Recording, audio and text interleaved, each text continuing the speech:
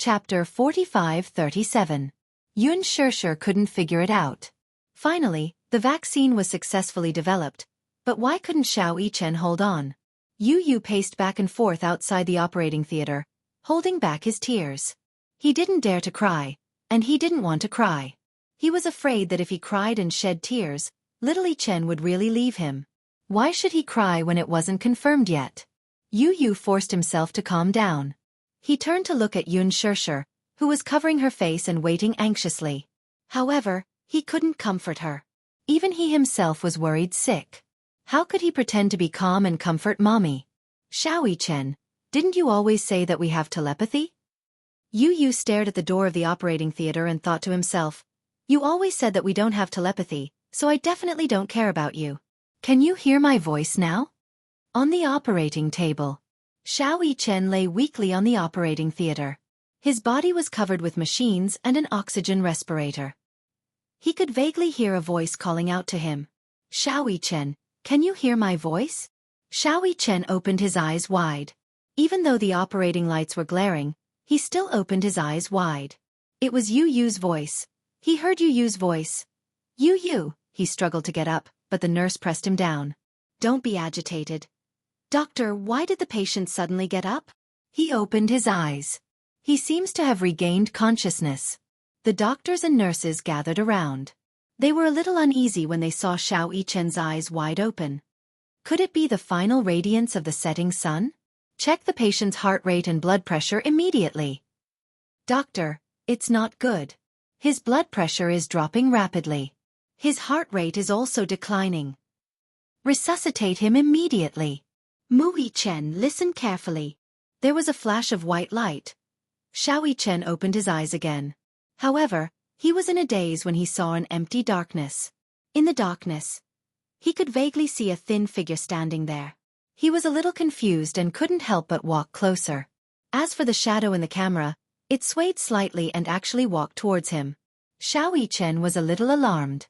He took half a step back until Yu's figure became clearer. Yu. Xianxia's eyes. In his chaotic dream, he even forgot that he was still lying on the operating theater. Since last night, after his condition had worsened, he had been having many dreams. In a trance, he felt that he was in reality for a moment, and in an illusion for a moment. He was gradually unable to distinguish between reality and illusion. When the boy saw him, he ran over excitedly and hugged his shoulders. You're not allowed to leave us. Do you understand? Xianxia was confused when he heard this. What did I do? The doctor said that your condition has worsened. You might not make it. You could no longer pretend to be calm. Her eyes turned red. Xianxia, you're not allowed to give up. Do you understand? Who said that my condition has worsened? Xianxia was baffled. Idiot, aren't I fine? Yu stared at his face for a long time before she finally said, Xianxia, thank you. Chapter 45-38. Thank you for appearing in my life. But don't leave so easily. It wasn't easy for me to fall in love with a brother like you. Are you going to abandon me for no reason? Yu was a little agitated. Xianxia, can you work harder? I heard from Mommy that the Capital Medical University has already developed a vaccine for this influenza. You have to hang in there. Don't give up now. When Xianxia heard this, he finally understood what was going on.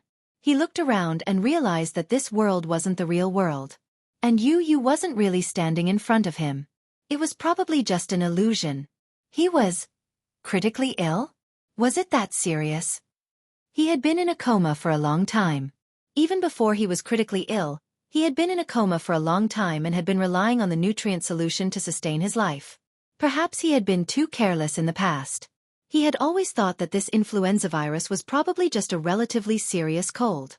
When it worsened and became infected with pneumonia, Xianxia, who was optimistic by nature, didn't take it seriously. He felt that he would definitely be able to survive this dangerous period. He believed that he was the chosen one and that God wouldn't make things too difficult for him. Otherwise, he would still be able to easily turn danger into safety after walking through danger so many times. This was just a test. However, the deterioration of his condition was contrary to his optimistic thinking. Gradually, he even needed to use a ventilator to prevent himself from suffocating in his sleep, from being monitored for 12 hours to 24 hours a day, and later, from being able to ingest liquid food to only being able to use nutrient solutions to maintain vital signs. He slowly accepted the fact that this aggressive influenza was definitely not as easy to deal with as he had imagined. As the pneumonia spread, it slowly spread to his other organs. So, wasn't he in the real world now? Yu said to him, "You're in the resuscitation room now. Everyone is waiting for you, so you have to pull yourself together. You can't give up just like that, okay?" Xianxia was a little confused. "I'm in the resuscitation room." "Idiot, don't you feel anything?" Xianxia did not know whether to laugh or cry. "I really don't feel anything." If not for Yu waking him up, his consciousness would still be in the chaotic space and he would not be aware of his current situation. Yu, don't worry. I'll definitely get better." "That's all talk, I don't believe it." "Unless..." Yu suddenly smiled with tears in her eyes and stretched out her pinky finger. "Unless you pinky swear with me." "Pinky promise." When Xianxia saw this, he smiled helplessly and stuck out his pinky. "I really don't know what to do with you. Let's pinky swear then." "Pinky promise. Don't change your mind for 100 years. After Xianxia finished speaking, he couldn't help but ask curiously. Yu, I'm a little curious. You said pinky swear, but why did you have to hang yourself? And not to change for 100 years? Don't tell me that I have to hang myself for 100 years if I promise something to someone? Because..." Yu rolled her eyes and explained helplessly, "Hang yourself refers to the amount of strings of money in the past. For example, a string of coins. In ancient times, copper coins were not easy to keep, so they were strung together with a string so that they would not fall. Hang yourself was a metaphor for making a decision and not changing it. Do you understand?" "Okay." Chapter 45-39. "You're obviously keeping me in suspense." "Yes, I'm keeping you in suspense. Come and chase me if you can." Yu ran far away. Xianxia could not help but chase after him. However, he saw a ray of white light at the end of the tunnel. It was getting bigger and bigger. Yu's figure gradually disappeared into the white light without a trace. Xianxia chased into the depths of the white light. He felt his entire body being enveloped by a scorching light. His body gradually rose into the air. It was as if he was in the depths of an invisible sea. He was slowly floating to the surface. At this moment, it was as if an invisible hand was pulling him down by his ankle. Xianxia kicked with all his might, trying to break free from the restraints on his ankle. However, the hand refused to let go. Xianxia paddled with both hands, trying to float to the surface. However, no matter how hard he tried, he could not break free from the hand. He gradually sank deeper and deeper. "Let go." He kicked with all his might. Finally the hand let go. Xianxia took the opportunity to swim to the surface of the sea. He looked up, but all he could see was white. Then, he felt as if his soul was being sucked up by a powerful force. Beep, sizzle, thump. His body fell back onto the bed. Xianxia suddenly opened his eyes. A thick layer of mist covered his breathing mask. The doctor was holding the pacemaker. When he saw that Xianxia had finally opened his eyes, he asked in surprise, "How's his blood pressure? What's his heart rate?" "His heart rate is gradually returning to a stable level. His blood pressure is slowly decreasing." The doctor opened Xianxia's eyes and shone his pupils. He finally heaved a sigh of relief. "Little guy, you gave us all a fright. Don't make such jokes in the future. It's a miracle that he woke up. He's already been in the jaws of death for a few rounds. The other side refused to take him in, so he had to come back." Haha. Xianxia's life was finally out of danger. The atmosphere in the operating theater gradually relaxed. "Don't scare us like this again. You know, you're the little celebrity of our quarantine zone. No one wants anything to happen to you." One of the nurses who doted on Xianxia the most walked over and gently tugged at Xianxia's hand. "That's right, Xianxia. Promise us, okay? Once the vaccine is out, you'll be able to leave this place safely." Xianxia was extremely weak. He struggled to break free from the hands of the Grim Reaper, using almost all of his strength. At this moment, he could only nod slightly. He did not even have the strength to open his mouth to speak. Outside the operating theater, the operating lights finally went off. Yu Yu's heart skipped a beat when she saw the lights go off. Xianxia was so nervous that she grabbed Mu Yaja's arm tightly, almost pinching it. Even though it hurt, Mu Yaja didn't say anything. He only cared about comforting her. Shusha, don't be so nervous. The lights are off. Where's Xianxia? She was so scared. When the door opened, what she had been waiting for was a bed covered with a white cloth. He won't. Don't think too much. Mu Yaja didn't know what the situation was, but the most important thing right now was to comfort Xianxia. I'm fine. Don't worry about me. Xianxia actually comforted him. The door was finally pushed open. Chapter 45-40. Yu Yu immediately rushed over. Xianxia and Mu Yaja also rushed over anxiously. The chief surgeon smiled when he saw how anxious they were and immediately comforted them. The surgery went smoothly. Don't worry, Mu Yichen is in good condition now. Really? Xianxia's voice became a little shrill because of her surprise. Yu Yu was relieved when he heard that Xianxia was fine. He took half a step back and gave Xianxia the spot closest to the bed. Since he knew that Mu Yichen was in good condition, he was relieved. He was not in a hurry to take a look. Xianxia and Mu Yaja surrounded the bed. If it were not for the isolation suits, they would have given Xianxia a hug. It was strange. When he first met Xianxia, he could not accept him as an older brother at all. As they slowly got along, even though he accepted Xianxia as an older brother, deep in his heart, he could not accept that Xianxia had given half of her love for him to Xianxia. There was no such thing as sharing. Love was limited just like time. When you gave your love to another person, you would leave less for that person. Yu Yu did not want anyone to share his mommy's love with him.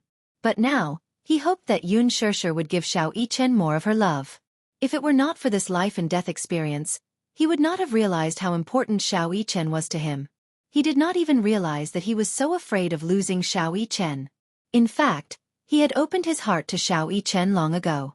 It was just that he could not bring himself to say certain things because of his dignity. Perhaps Xianxia also thought that he had not completely accepted him. This was because there were some things that others would not know if they were not said. There were some things that the loved one would never know if they were not said out loud. Moreover, he always said one thing and meant another. He clearly liked her, but said that he did not. He clearly loved her, but said that he did not love her. He clearly cared, but said that he did not care. He clearly hoped that Xianxia would love Xianxia more, but on the surface, he always pretended to be fighting with Xianxia for her love. Xianxia also misunderstood his words and actions.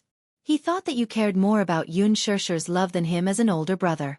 Thus, he was very sensible and mature. He withdrew the portion that originally belonged to him. Little Yichen must be very lonely after all this time. He was still a child, so he should be more coquettish and unreasonable. However, he was so sensible and mature. He had a steadiness that was not expected of someone his age. Now, he had Yao. Mommy's love was going to be cut off again. But Yu Yu would work hard to fill the void that had existed for so long with his love. Unknowingly, his face was wet. Yu Yu reached out to touch his cheeks, only to realize that he had been crying unknowingly. Perhaps it was because he was too emotional. He was too emotional because Xianxia was safe and sound. He wanted to give Xianxia a big hug. He wanted to hug him tightly and say to him, "Xianxia, welcome back. Xianxia, welcome back." Chapter 45-41. At the same time, East Africa. Alice rushed to the hospital with a large team. She arranged the police around the hospital and entered the hospital with Hua Jin in disguise. Then, they sneaked into Gong Jie's room. In comparison, Gong Jie's room was relatively safe. However, outside the room, there was heavy security. The FBI had already monitored the entire room. Gong Jie was slightly injured.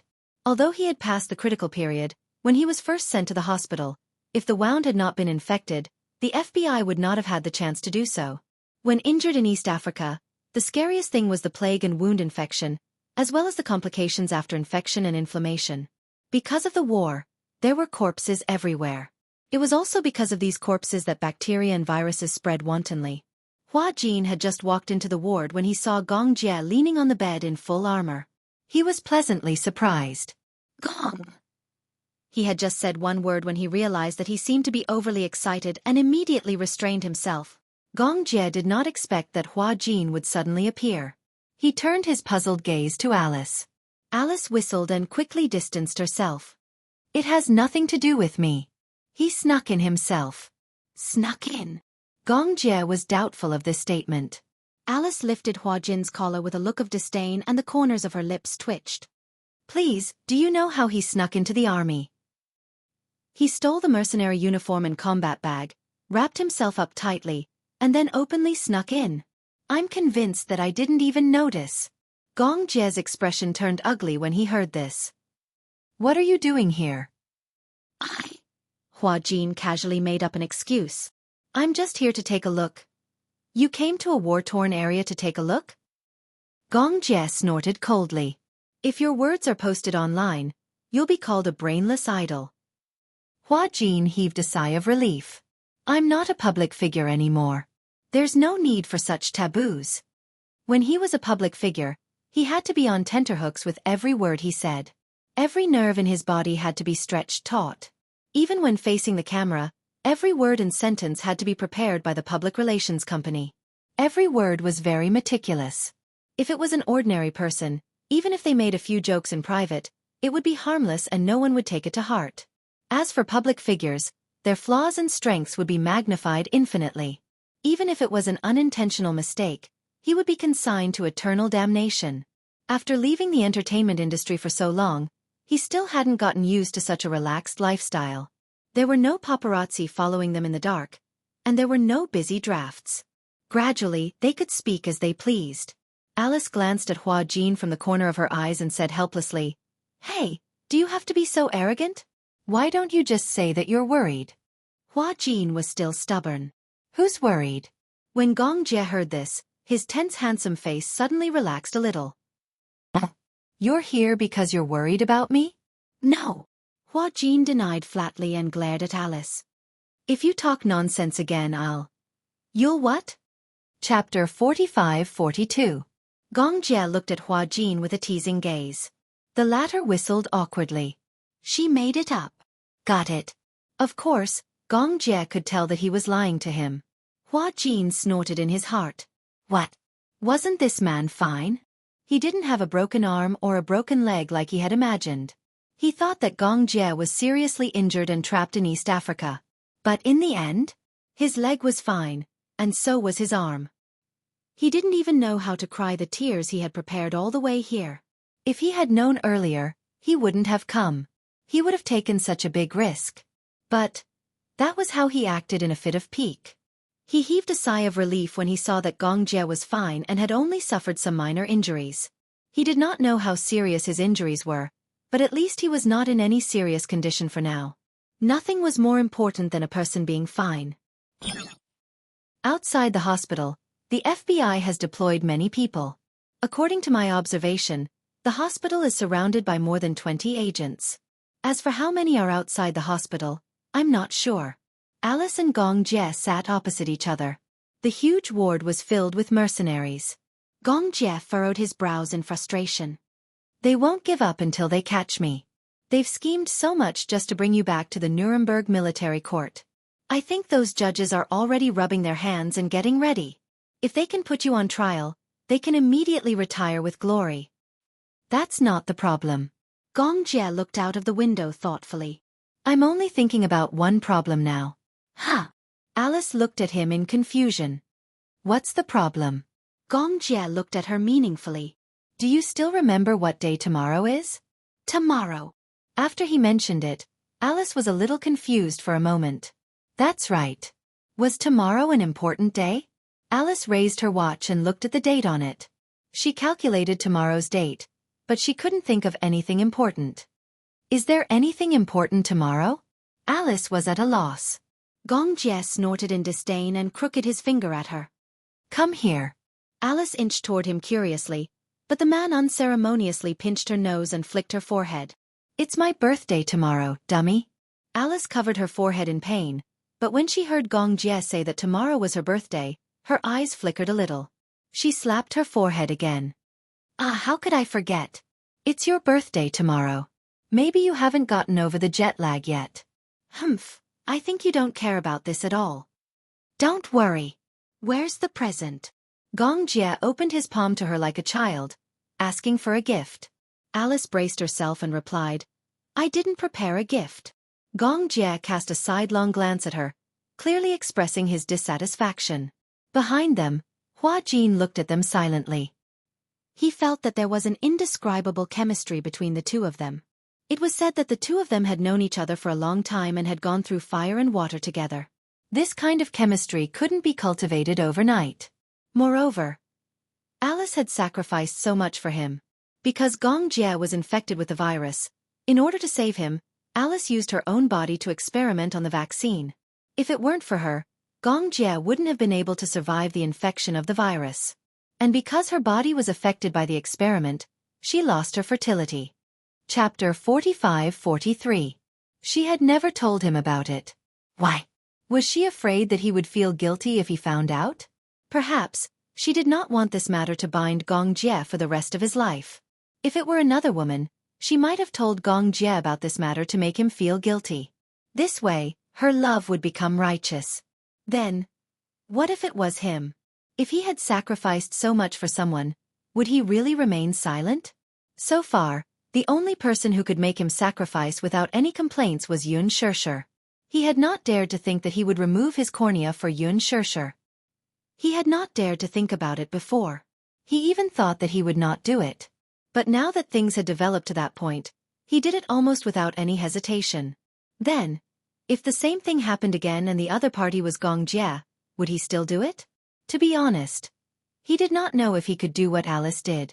Alice's love for Xianxia was too heavy and too great. For Xianxia, she personally brought people and came to East Africa to look for him regardless of the consequences. She loved Xianxia so much. Why did she not confess to him? If Xianxia knew about this, what would he think? Jin was deep in thought when he heard Alice say, "You're still thinking about a birthday present at this juncture?" He came back to his senses and looked at Alice. However, he saw Alice looking at Xianxia with a look of disdain. "It's my birthday tomorrow. I'll have to trouble you. I'll celebrate it with you when we get back to the island." "Humph, I want to celebrate it." Xianxia even sighed. "Originally, I wanted to rush back to celebrate my birthday with my sister. He was born on the same day as Xianxia. His biggest wish was to celebrate his birthday with Xianxia every year. He was afraid that he could not do it this year." Xianxia could not help but feel a little regretful. "I'll go outside and check if there are any FBI soldiers in the hospital."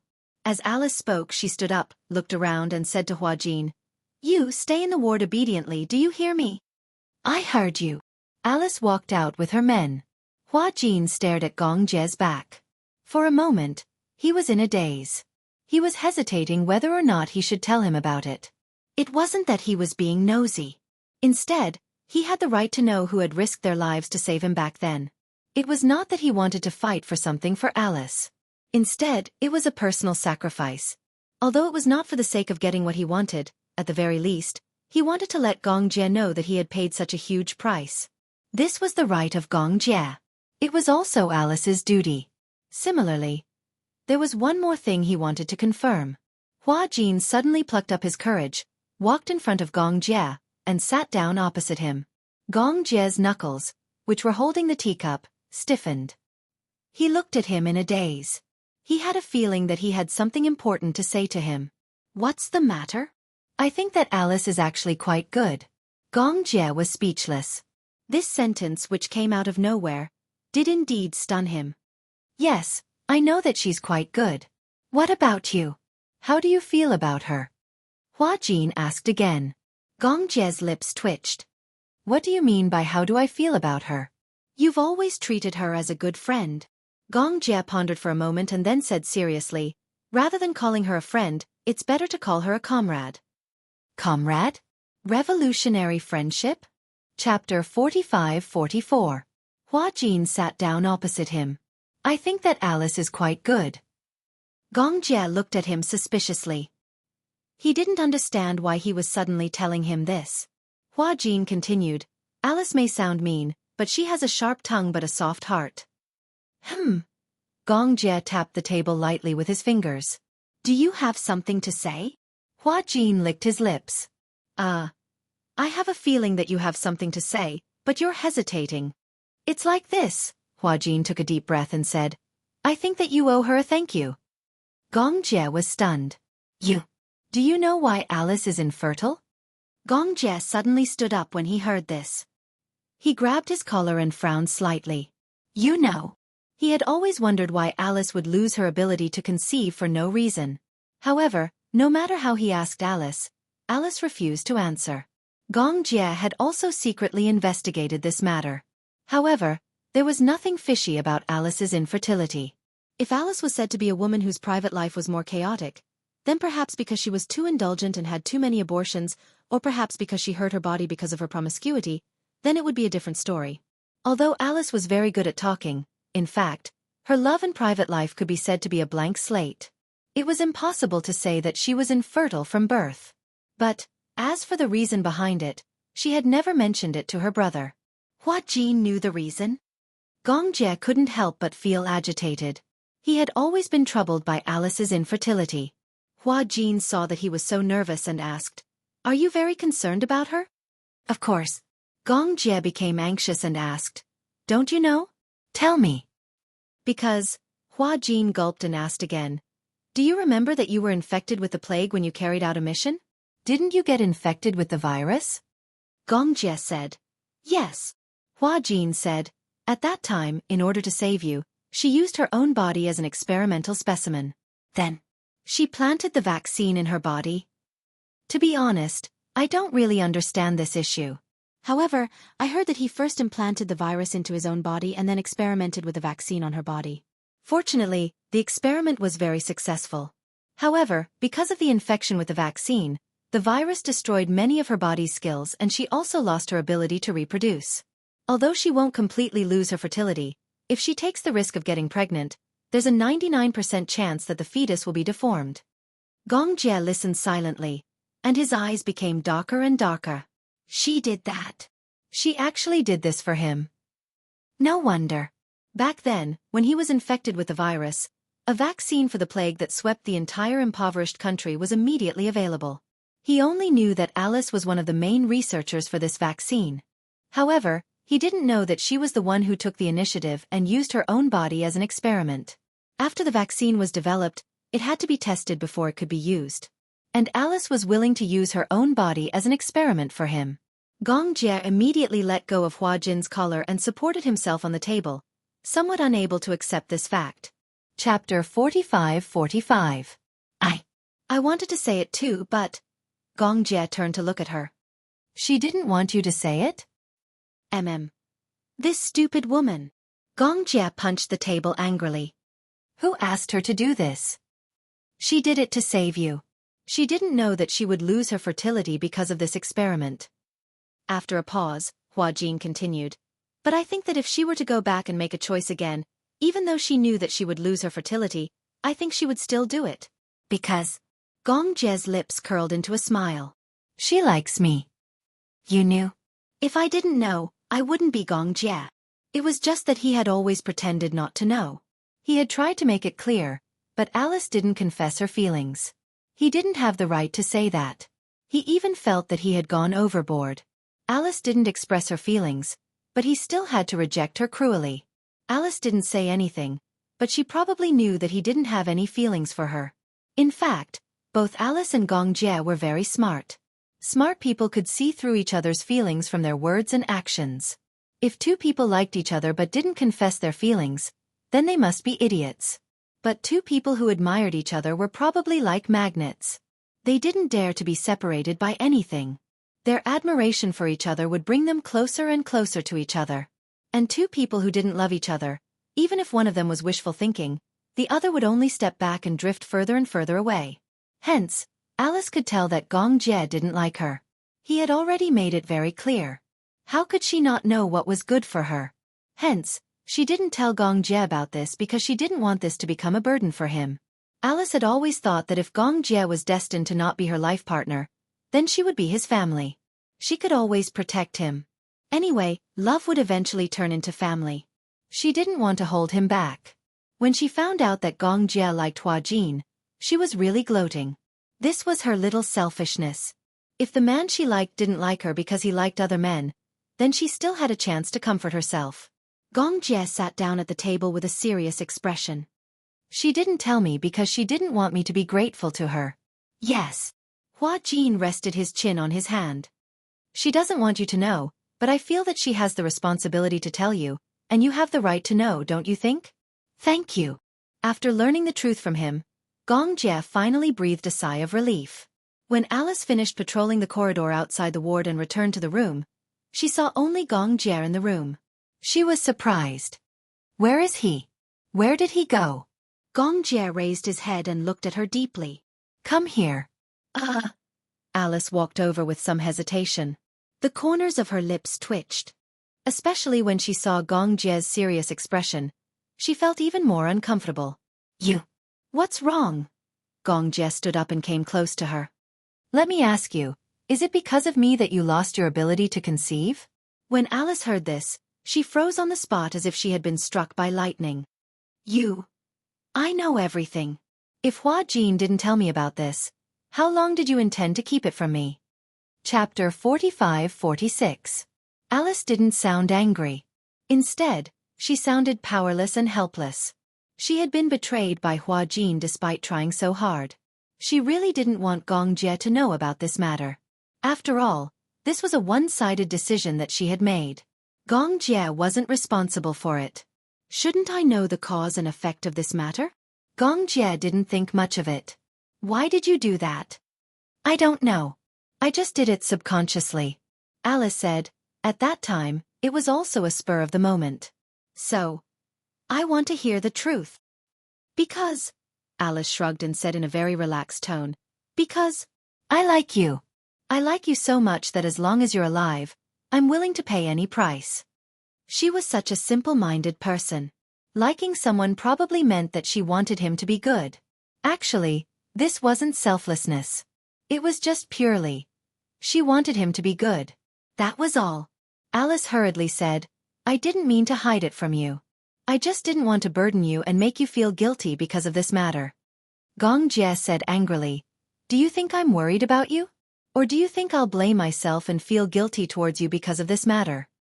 You won't? Of course not. Alice actually heaved a sigh of relief. That's good then. It's not a big deal anyway. She was finally able to put down the huge rock in her heart. She was really relieved to hear that from her brother. Gong Jie looked at her relieved expression and, for some reason, felt tears welling up in his eyes. Earlier on, he had just said those words out of anger. However, he didn't expect that Alice's relieved expression would make him feel bad. Gong Jie took a deep breath and said, This kind of thing can't happen again. Okay. I also hope that there won't be a next time. Although it's not a big deal, it still took half of my life. Gong Jie finally couldn't hold it in anymore. His heart ached so much that he pulled Alice into his embrace. His throat was already slightly hoarse. You should have told me about this earlier. Alice noticed that his shoulders were trembling slightly, and she couldn't bear to see him like this. If I had known that Hua Jin's mouth wouldn't be reliable. Forget it.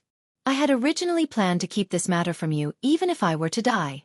But since you already know, spilled water could not be retrieved. Alice rubbed the back of his head helplessly. Gong Jie, you still blame yourself for this, right? Gong Jie did not say anything. Alice asked again, Do you know why I never told you? Gong Jie was still speechless. Because, Alice said faintly, I don't want you to treat me as your benefactor and feel grateful and guilty towards me. You should have told me. What's the point of telling you? Alice shrugged. Don't tell me that if I told you, my body would return to how it used to be? Or would I let you live the rest of your life with gratitude and guilt towards me? There's no need for that. It's not worth it. It's worth it. His lips curled into a smile. At the very least, I'll know who saved my life. Wow, after hearing that, shouldn't I be a little touched? But, Alice finally couldn't help but say, Is this the only time I saved you? Gong Jie was speechless. Previously, I saved you so many times, but you didn't seem to thank me much. Chapter 45-47. That's different. All right, I got it. Alice sighed helplessly. If you really want to thank me, please try your best to make yourself happier. Gong Jie was stunned. Do you think I'm selfless?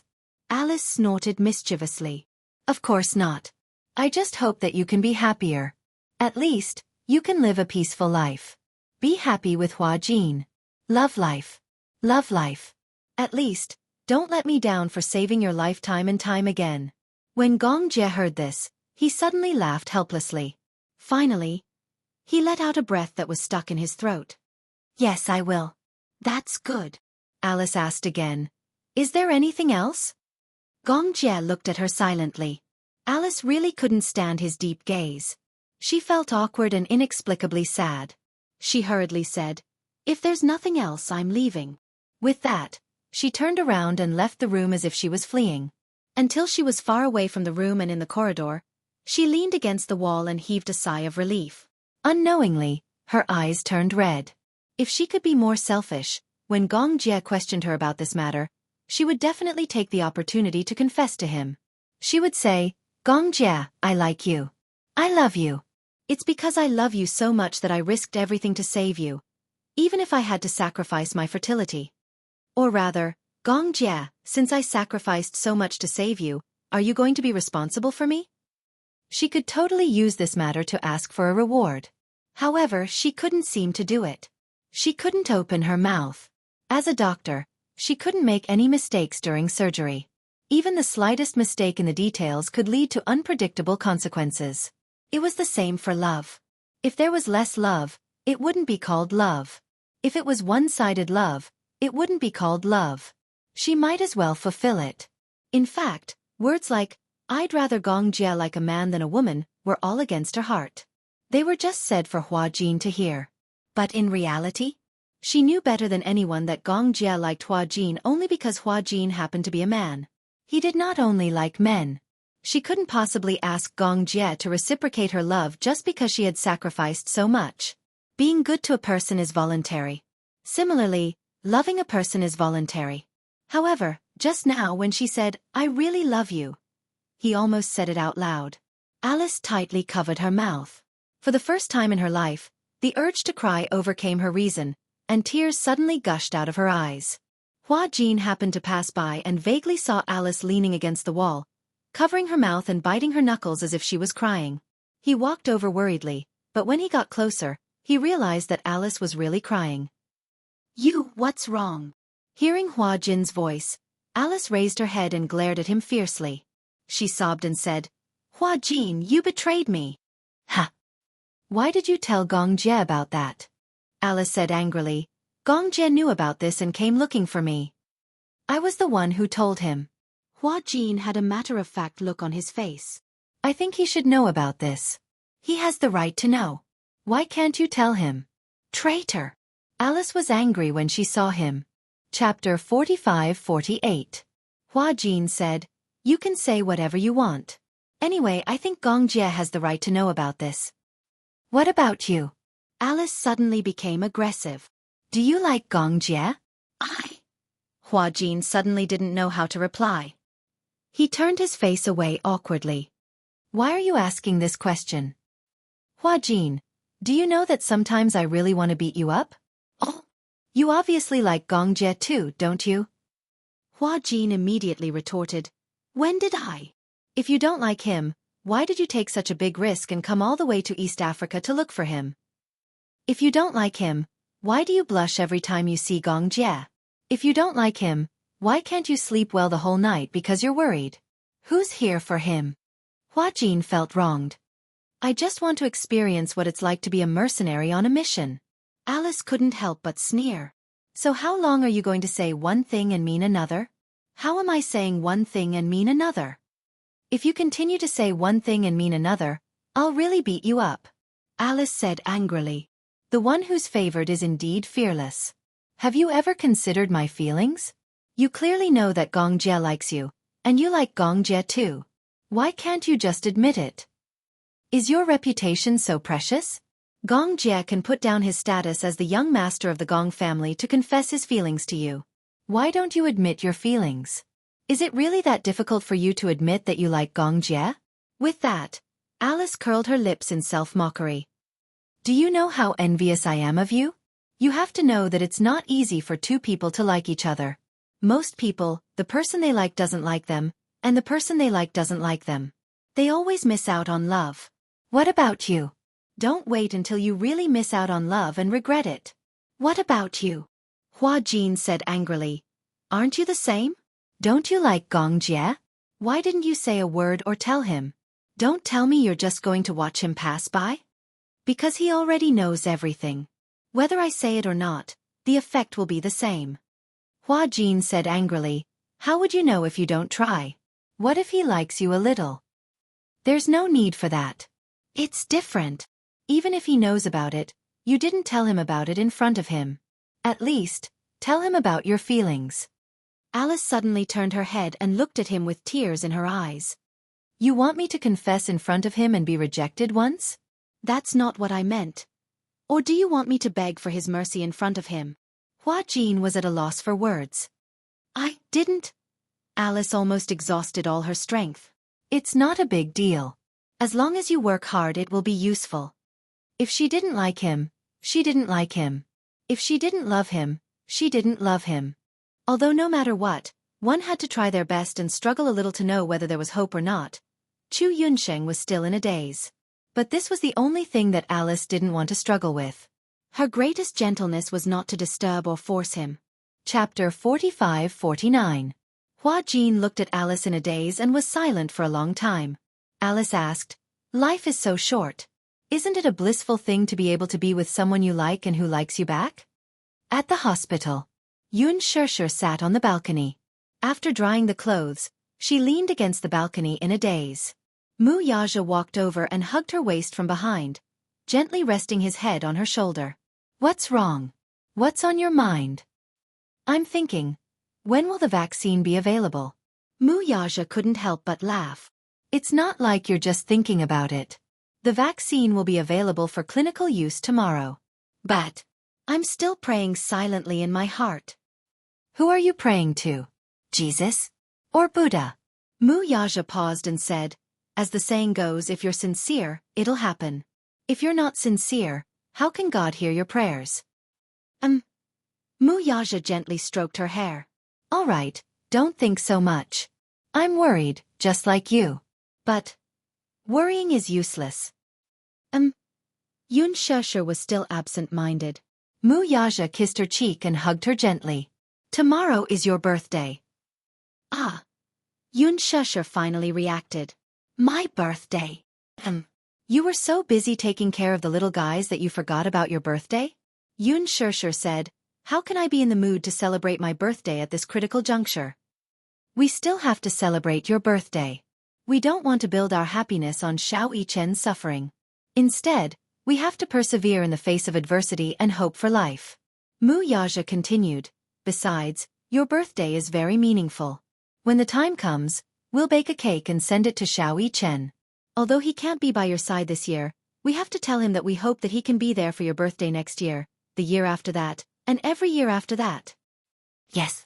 Xianxia nodded. Unknowingly, her face was wet with tears. After returning home from the hospital, because she had not been home for a long time, the whole house was filled with a sense of loneliness. He hadn't come back for a long time, so much so that there wasn't even the slightest trace of life left. Xianxia hurriedly turned on the lights in all the rooms. The bright light finally brought a trace of vitality to the cold and cheerless home. After Wuxia parked the car, he walked into the house. Looking at the lights in the house, he finally felt a trace of warmth. Usually, he had 3 points and 1 line. Hospital, company, home. Usually, Xianxia would be at the hospital. Usually, when he came back from the company, he only used the bedroom. When Xianxia was not at home, his 3 meals a day were basically settled in the company cafeteria. Both Lu Jinyu and Jiang Shen were a little surprised. Why had boss been going to the company cafeteria every day recently? Isn't sister-in-law cooking at home? Looking at Wuxia's depressed expression, could it be that the two of them had quarreled? That's impossible. They are clearly very loving and respectful to each other. They could vaguely tell that Wuxia had been preoccupied with a lot of things recently. He was a little absent-minded when it came to company matters. However, Wuxia didn't say anything to them. They didn't dare to ask too much. In front of Xianxia, he was her husband. In front of Yu Yueyao, and Xiao Chen, he was a father. It was only in the company that he was a man of flesh and blood. Chapter 45-50. He was also afraid. Guilt seemed to be the last straw, and it was about to crush him. When he thought back to Xiao Chen's childhood, he realized that he was not a good father. He did not care for others, nor did he love others. It was only after he got together with Xianxia that he learned how to care for and love children. Thanks to Yueyao, he was finally promoted to a qualified stay-at-home father. As for Xiao Chen's childhood, he could no longer make up for it. Xiao Chen was very strong-willed.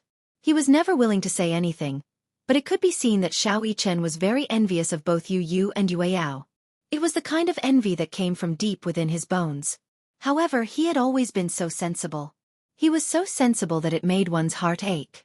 With such a pity, Wuxia was worried that he would never have the chance to make up for Xiao Chen.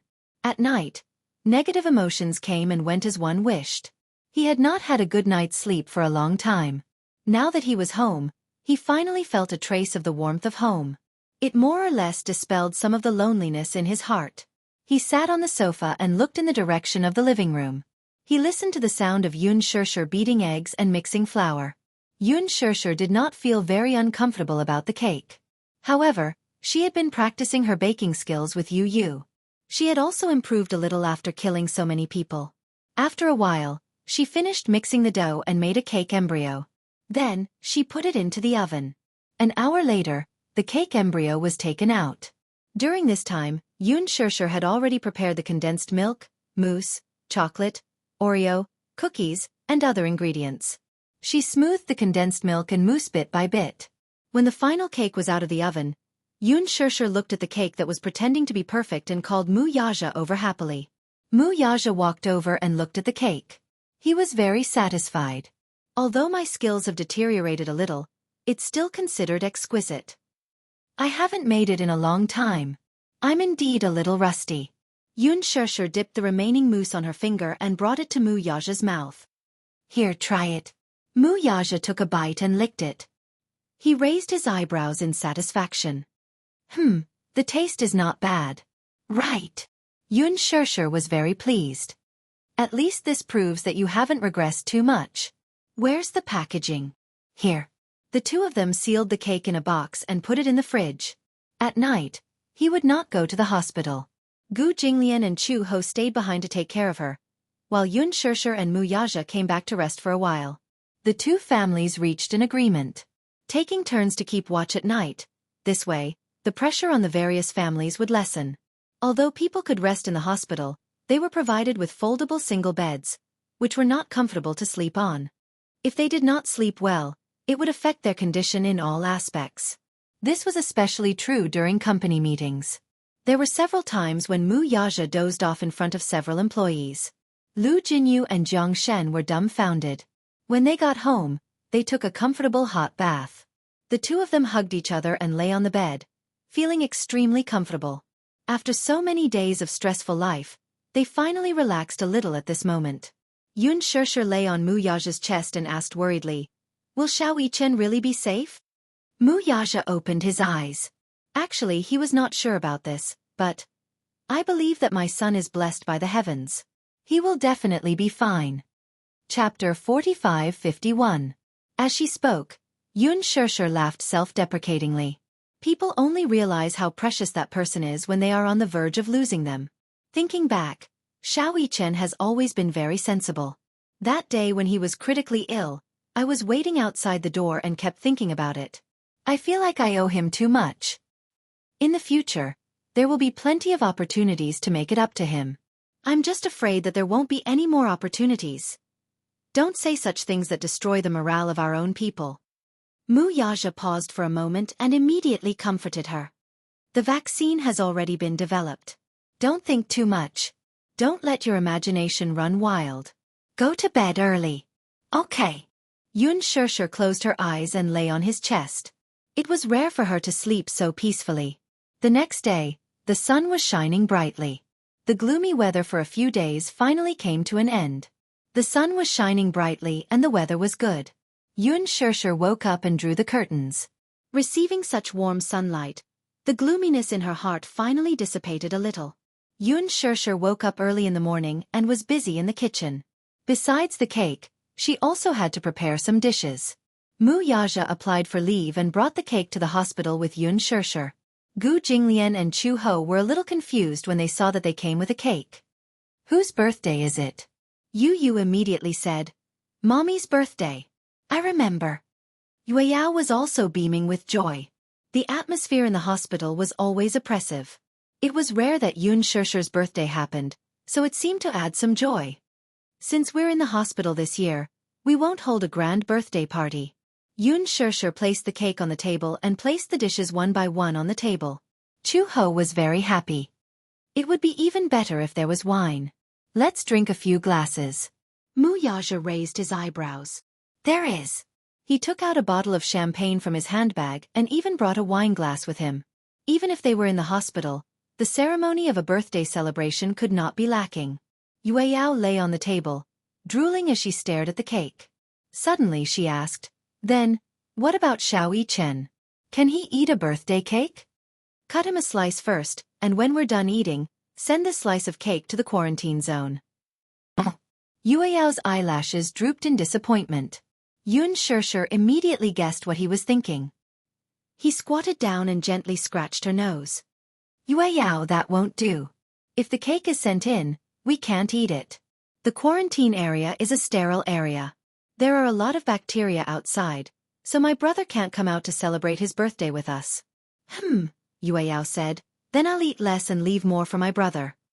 Yao, be good. You don't have to keep it. The cake is very big. I can't eat too much now. Otherwise, I won't be able to do it if I vomit it out. If he vomited, the blood would flow back into the trachea, which could easily endanger his life. Therefore, he had to rely on liquid food for now. He could only eat a little of the cake. A few mouthfuls would be bad enough. Yao nodded sensibly. Then I'll wish Mommy a happy birthday on behalf of my brother. Xianxia was so touched that she kissed her. Yu walked over and gave Xianxia a big hug. Mommy. Happy birthday. I wish that you'll always be 18. Thank you, Yu. Xianxia kissed Yu. Gu Jinglian and Chu Ho gave their blessings one by one. Because of this accident, the relationship between the two families became much better than before. Especially Wuxia and Gu Jinglian, who even knew how to tease each other. Chapter 45-52. Chu Ho inserted candles into the cake. The candles were shaped like numbers, and Gu Jinglian drew the curtains in the ward. The moment he lit the candles, the faint light reflected on Xia's face, and her gaze was gentle. Chu Ho said, Shusher, hurry up and make a wish. Okay. She had already thought of the wish countless times. Xianxia closed her eyes, and a strong wish surfaced in her mind. She wished that Xianxia would not miss her birthday again. This wish did not ask for much, but could it come true? Xianxia made the wish sincerely and gently blew out the candles. Chu Ho passed the knife to her. Xianxia cut a piece of cake and put it aside. This piece was for Xianxia. She also cut another piece and put it together with Xianxia. Chu Ho was a little surprised. Who is this for? Have you forgotten? And your Xiao Bao. Not a single one of them can be missing. Chu Ho came back to his senses. So you haven't forgotten about Xiao Bao. He had originally thought that Xianxia had probably forgotten about Xianxia because she had been thinking about Xiao Bao. Chu Ho had originally felt that it was a pity that Xiao Bao would not be able to eat the cake because he was also in the quarantine zone. He had not expected that Xianxia would still be thinking about him. This is for Xianxia and Xiao Bao. Later, after we finish eating, we'll send the cake to them. Okay. We can't forget about them. After dividing the cake evenly, Yu took a portion for Yao and another for Jingyang. The little guy was eating with relish. Although cake was not a rare thing, and the little lads had been living in good condition since they were young, they were sick of eating all kinds of cakes. However, in such an environment, staying in the hospital for so many years, they had to eat nutritious meals. It was rare to have cake in such a boring diet, so it was considered a novelty. Yu even felt that this cake was the best thing he had ever eaten in the world. Yu raised the cake and asked, Mommy, did you make this cake? Yes. Wow. Yu looked at her with admiration. This cake is probably the best thing I've eaten since I came to this world. Sure. Mu Yaja could not help but say, is it? I feel that my cooking skills haven't changed. You've been eating nutritious meals in the hospital all this time. It's a rare occasion you get to eat cake, so you think it's delicious. Upon hearing this, Yu thought about it for a while. Then he complained to Sure. Mommy, Daddy said that your cake tastes awful. Mu Yaja resisted the urge to hit him. Did I say that? You're trying to drive a wedge between us. That's right. Yu said eloquently, I said that Mommy's cake is delicious, but Daddy said that I've been eating too much nutritious meals in the hospital and that's why I've lost my sense of taste. Sure looked at Mu Yaja meaningfully. Mu Yaja explained, that's not what I meant. But it sounds like that to me. Chu Ho's tone was as if he wanted to see the world in chaos. Mu Yaja opened his mouth but could not say a word. Gu Jinglian also nodded seriously. Don't explain. Any explanation is a cover-up. As Yao ate the cake, Mu Si's mouth was full, but he still nagged. If Daddy doesn't like Mommy's cake, then Daddy shouldn't eat it. Chapter 45-53. Yao was not angry.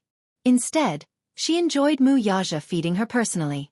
Yu was amused by Yao. Haha, it's best that Daddy doesn't eat. This way, Yao can eat more, right? Yao finished a piece of cake in the blink of an eye. Then, she turned to look at Mu Yaja and opened her mouth wide again. Everyone couldn't help but think of a baby bird waiting to be fed. They straightened their necks and opened their mouths wide, waiting for their mother to feed them. Mu Yaja patiently fed her a small piece of cake. Delicious. Yao happily swayed her head from side to side as she ate the delicious cake.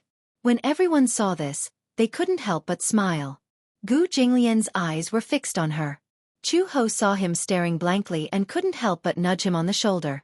Why are you staring at someone else's daughter?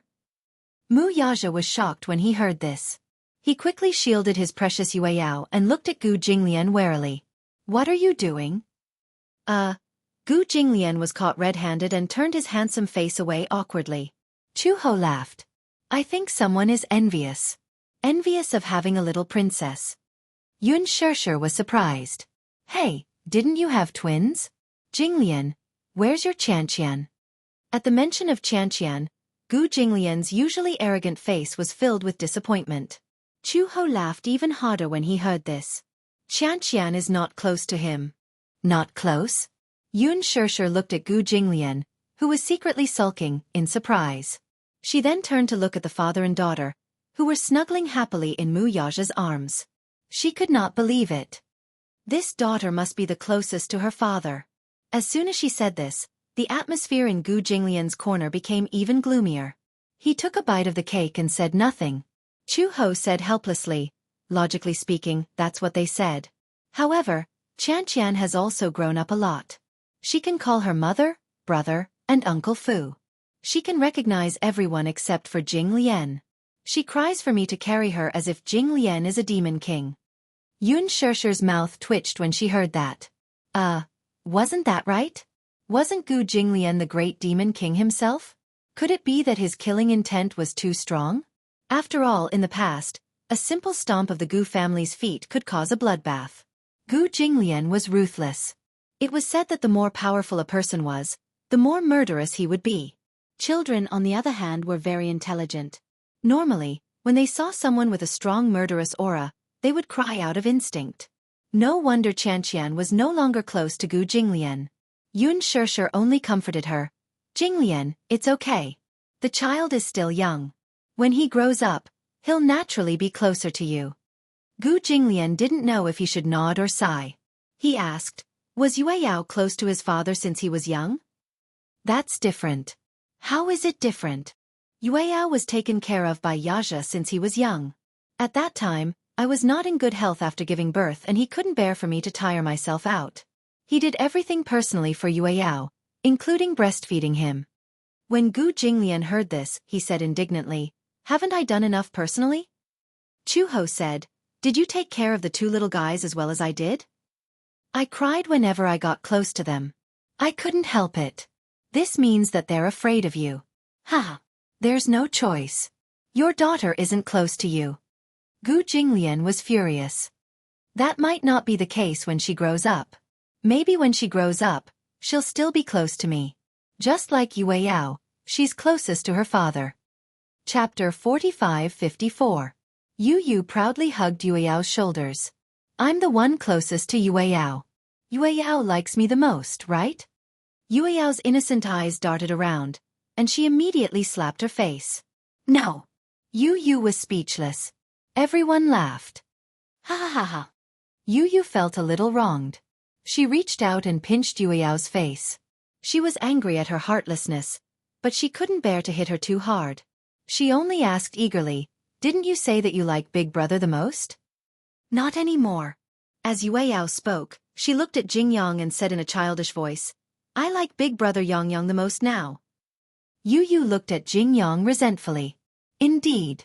During her stay in the hospital, Yue Yao and Jingyang's relationship was the best. It was so good that it angered both humans and gods. He had been jealous more than once, but because of Xiao Yichen, he had been very worried and neglected to take care of Yue Yao. Because Big Brother Yangyang plays with me. Yue Yao said, I like to play with Big Brother Yangyang the most. Feeling the sharp stab in his back from Yu Yu's angry glare, Jingyang was so scared that he buried his head and ate the cake. He acted as if he was an outsider who didn't know anything and looked innocent. Ha ha ha ha. Everyone laughed even more unbridled. No matter who it was, even Xianxia, it was rare to see Yu Yu get snubbed like this. Moreover, it was at the hands of Yue Yao. However, even so, Yu Yu still couldn't bear to be angry at Yue Yao. She looked at Jingyang with hostility, but when her gaze returned to the back of Yue Yao's head, it was full of tenderness. He gently rubbed Yue Yao's black hair and said dotingly, Anyway, no matter who Yue Yao likes the most, I will always dote on Yue Yao the most. Brother Yichen dotes on Yue Yao too. Yue Yao pouted. At the mention of Xiao Yichen, she felt a little disappointed. Yue Yao, when will you be able to see Big Brother? Yue Yao misses him so much. Although her tone was full of dejection and grievance, she did not stop eating the cake. Everyone stared dumbfoundedly at Yue Yao, who was happily eating the cake but was also worried about Xiao Yichen. For a moment, they didn't know whether to feel sad or laugh. Yu Yu comforted her. Brother Yichen will recover soon. Really? Yue Yao's eyes sparkled when she heard this. She bit on her cake spoon and looked up at Yu Yu. What about us? Are we almost done? You'll be fine if you eat more. All right. When she heard that she would be fine after eating more cake, Yue Yao ate even more happily. Xianxia was a little worried. Will you gain weight if you eat like this? After all, there was so much sugar and calories in the cake. Yue Yao had standard baby fat. Her face was chubby, and with a pinch, all her fingers could pinch was meat. It was soft and tender, but there was no meat on her body. Her stomach, however, would bulge like a little ball every time she finished eating. Yu Yu hugged Yue Yao lovingly. Such a small glutinous ball even had a strong milky fragrance on her body. He had a feeling that this little sister was made of milk. She had clearly been weaned for a long time, but the milky fragrance on her body was still there. Everyone looked at each other and sighed. Only 2 people were missing from such a joyous and harmonious scene. The 2 cakes were carefully kept and sent to the quarantine area by the nurse. Chapter 45-55. A cake? Xiao Bao asked the nurse, Whose birthday is it? Mu Yichen's mother. It's her birthday today, so she said that she can't leave you guys behind. Xiao Bao was a little envious when he heard that. How nice. We can celebrate our birthdays together. The nurse squatted by the bed and comforted him. Eat this cake and get better quickly. Then you can leave this place quickly. Okay. Thank you, Auntie Nurse. When the cake was sent to Xiao Yichen's ward, Xiao Yichen had just finished his drip. When he saw the cake, he immediately remembered that it was Xianxia's birthday today. He had been isolated all this time, so he didn't know that the date outside had changed. The concept of time had been deeply blurred because he was isolated from the world. It was a little regretful. He couldn't accompany his mommy and sing her a happy birthday song on her birthday this year. When will I recover? He was really tired of this place. Xiao Yichen was vexed. Back then, when he found out that his illness had worsened, he didn't think much of it. He felt that no matter what, He would be able to turn danger into safety. He was never afraid of death. It was also because of this courage that he didn't take the flu to heart. However, he didn't expect that because of this carelessness, he would become the one with the most serious illness. He had been on the verge of death several times. Until now, it was like a nightmare. He wasn't afraid of death. He was only afraid of separation. The nurse said, "Your mommy asked me to pass on a message to you." When Xianxia heard that his mommy had something to tell him, he sat up excitedly. "What did mommy say to me?" she said. Ha! "I'll tell you after you finish eating the cake." Xianxia pouted and said coquettishly, "Nurse, tell me first." "Don't bargain with me. This is a cake that your mommy personally made." Why? "Don't you want to eat it? If you don't want to eat it, can you give it to me?" No. Xianxia protected the cake that Xianxia had personally made. "Anyway, you can't eat this cake. Don't threaten me." "All right, I'll eat it. Don't eat too much. It's too sweet. It won't be good if you spit it out." Yes. Xianxia obediently picked up the spoon and took a bite of the cake. The cake was sticky, sweet, and mousse, but she didn't feel sick of it at all. Just the right amount of sweetness. It was so delicious that he wolfed it down. "Eat slowly." The nurse's heart ached as she watched him eat the cake. She couldn't help but say, "Your mommy said she misses you a lot." Xianxia paused for a moment, and a teardrop fell onto the dining table. He closed his mouth tightly, trying to hold it in, but failed. He carelessly wiped the corners of his eyes. In an instant, his eyes were wet. Because he rubbed them, they were red and swollen. Against his pale skin, it made people's hearts ache. "I miss mommy too." "So, you have to pull yourself together. Your mommy made a wish today, and it must be for you." Wishes couldn't be spoken out loud, otherwise, they wouldn't come true. However, everyone knew who the main character of this wish was. Xianxia's wish must have been for Xianxia. She hoped that he would get better soon. Xianxia finished all the cake. Actually, he didn't like to eat sweets, but because it was Xianxia's birthday and she had personally made the cake, he decided to eat it. Chapter 45-56. At the same time. East Africa. Due to the war, it was extremely difficult to find the only remaining shop. However, Alice managed to find it. Next to the hospital, there was a very dilapidated dessert shop. There was also a display cabinet selling cakes. However, the conditions were limited. The surface of the cake inside looked like it was smeared with very cheap cream. There were many places that had not been smoothed, and the appearance was not exquisite enough. However, it was not easy for her to find this shop in such a remote corner beside the hospital. There was probably a market further away. However, due to the conditions in East Africa and the recent invasion of war, there were refugees everywhere. Many shops that were lucky enough to escape the war had been smashed and robbed by the refugees. A cake like this was not cheap. It actually cost dozens of US dollars. Due to the war, the country's currency had been devalued. Only US dollars were allowed to circulate in the market. Alice bought the cake back. When Hua Jin saw that she had bought the cake, he found it a little strange. "Where did you buy the cake from?" "A shop in a remote corner beside the hospital." A remote corner. He had already said that it was a remote corner, but she had still managed to find it. Alice paused and said, "Luckily, it's a remote corner, so it hasn't been robbed clean by the refugees. Many conspicuous shops beside the hospital have been robbed and closed. This place is remote, so it's still open." "It's Xiao Jie's birthday today. Have you prepared a gift?" Hua Jin frowned. "I have prepared it." "What gift?" "It's a secret." Hua Jin glanced at her coldly. "I can't tell you." Why? "It's not a gift for you. Why are you so agitated?" When Alice heard this, she also asked for a snub and whistled. "Humph, it must be some shameful gift." With that, she carried the cake in. In the ward, Gong Jie was leaning against the window and drinking coffee. When he saw Alice carrying the cake in, his eyes widened in shock. Previously, Alice had told her that she was going to buy him a cake. Gong Jie was worried that she might be in danger. Alice even joked that she wasn't on the wanted list. She wasn't him, so why would she be in danger? Gong Jie did not think much of it. Although Alice wasn't on the wanted list, She was still a member of the Hurricanes. Even the FBI knew her. In addition, at this time, there were ruins everywhere. Why would they go to the ruins to find a cake shop? It was simply wishful thinking. He didn't expect that she would really buy the cake back. Unbelievable.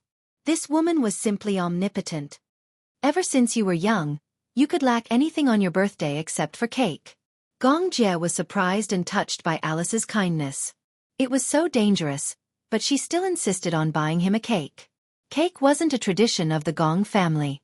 It was just that after he was young, when he celebrated his birthday with his elder sister, the most important ceremony was to have a cake. Gong Jie was a very ritualistic person. Every birthday, Mu Qingqing would buy them a birthday cake. Although the cake was sometimes big and sometimes small and not enough for 3 people, it was essential to have a cake on a birthday. Chapter 45-57. When it was his birthday, Gong Jie was inexplicably unhappy when he saw that there was no cake. He kept feeling that something was missing. It was as if without the cake, he felt that the birthday was missing a little bit. Every time he saw the cake, he would think of Mu Qingqing and Xianxia. In this way, even if it was his birthday alone, he wouldn't feel lonely. However, without the cake, he would feel that he was really alone on his birthday. It was also from that time that Alice really realized that on her birthday, she couldn't lack anything but cake. Otherwise, she wouldn't have tried so hard to find a cake everywhere. In the end, he really found it. Maybe the taste is limited, but I've seen the production environment. It's quite clean. Gong Jie walked to the table and opened the box personally. A cake that wasn't considered round greeted his eyes. There was nothing new about the production. In China, it was the original appearance of a cake from the 60s or 70s. The cake's cream was mixed with cheap coloring. The wavy pattern was written in English. Happy birthday. The font was crooked and not exquisite at all. Happy birthday. Alice smiled at him. Gong Jie smiled and gently hugged the back of her neck. He planted a kiss between her eyebrows. Thank you. Hua Jin said. That. Gong Jie turned to look at him. What? Happy birthday to you. Gong Jie paused and suddenly thought of something. Then, where's the gift that you prepared? Hua Jin inexplicably looked a little guilty. I'll give it to you later. What gift? You're being so mysterious. Gong Jie didn't probe further. He casually dipped his finger in some cream and put it into his mouth. It was unexpectedly delicious. It's so sweet. Although it was cheap coloring, the cream was actually not bad. The point was, in a background like East Africa, the food had always been bad. The cake placed here was already considered a luxury. Hua Jin also took a bite. His appetite wasn't as picky as Gong Jie's, but he felt that the cake wasn't delicious. He didn't like cream. This year, only Hua Jin and I will celebrate your birthday with you. Alice looked at the cake again. But we were lucky. No matter what, we still found the cake. She actually still remembered. He couldn't live without a cake on his birthday. Gong Jie was a little touched. He pursed his lips and prepared to cut the cake. Hua Jin stopped him. Aren't you going to light a candle and make a wish? Alice chimed in. Yeah, make a wish. Little Jie, make a wish. I don't know what to wish for. Think about it. As Alice spoke, she took out the only candle that the boss had given her and lit it.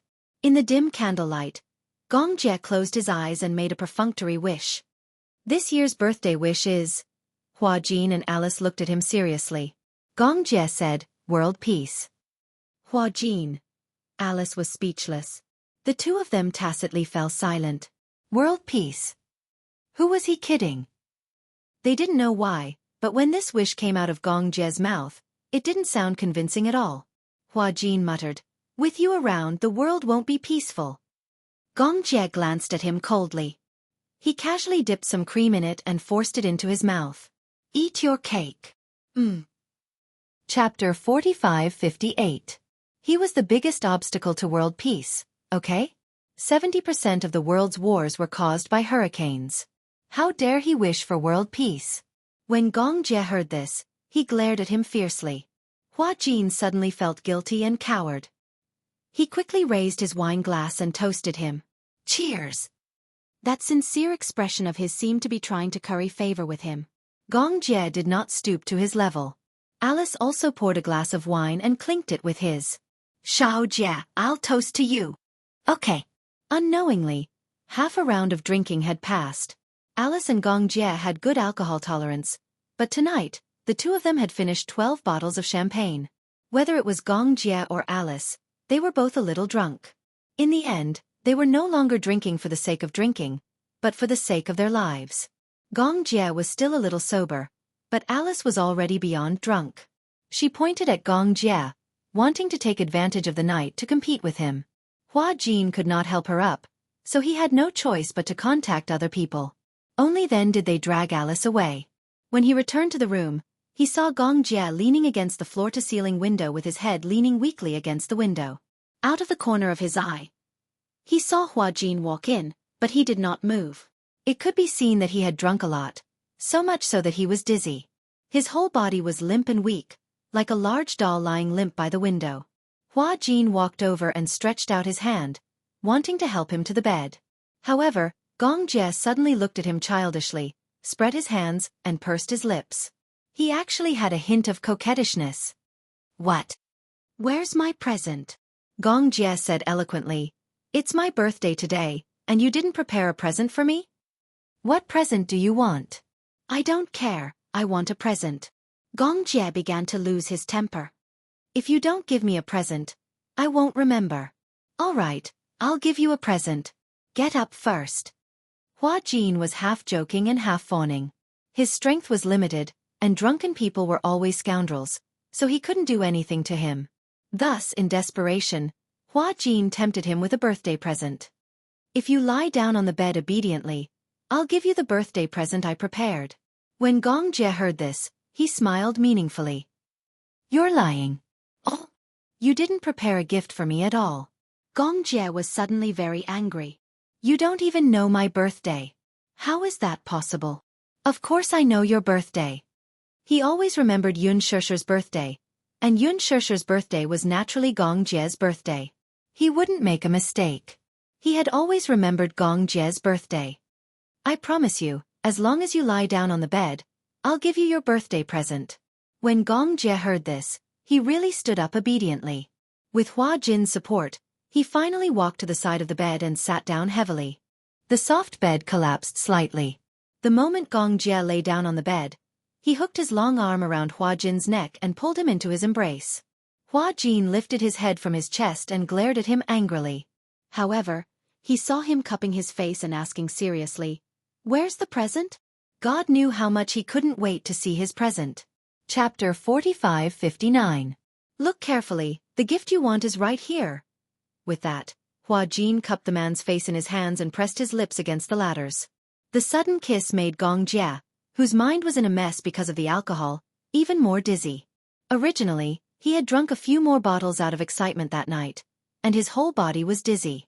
Hua Jin's kiss had really wiped out his last bit of rationality. Hua Jin. He actually took the initiative to kiss him. Was his so-called gift referring to this kiss? Or, Gong Jie had no time to think. Almost instinctively, he flipped over and easily pinned him under his body. Pinning the man's hands to the side of the pillow, Gong Jie lowered his head and took the initiative to kiss the other aggressively. Hua Jin's breathing quickened. Only God knew how difficult it was for him to take this step. Ever since Alice said those words to him the day before, he couldn't calm down for a long time. He had always thought that Gong Jie's so-called liking for him was actually just a moment of interest. Most of the liking had nothing to do with love. It was only because of loneliness, because of the desire for warmth, because of a moment of interest. However, after the interest, one would realize that one didn't really like the other person that much.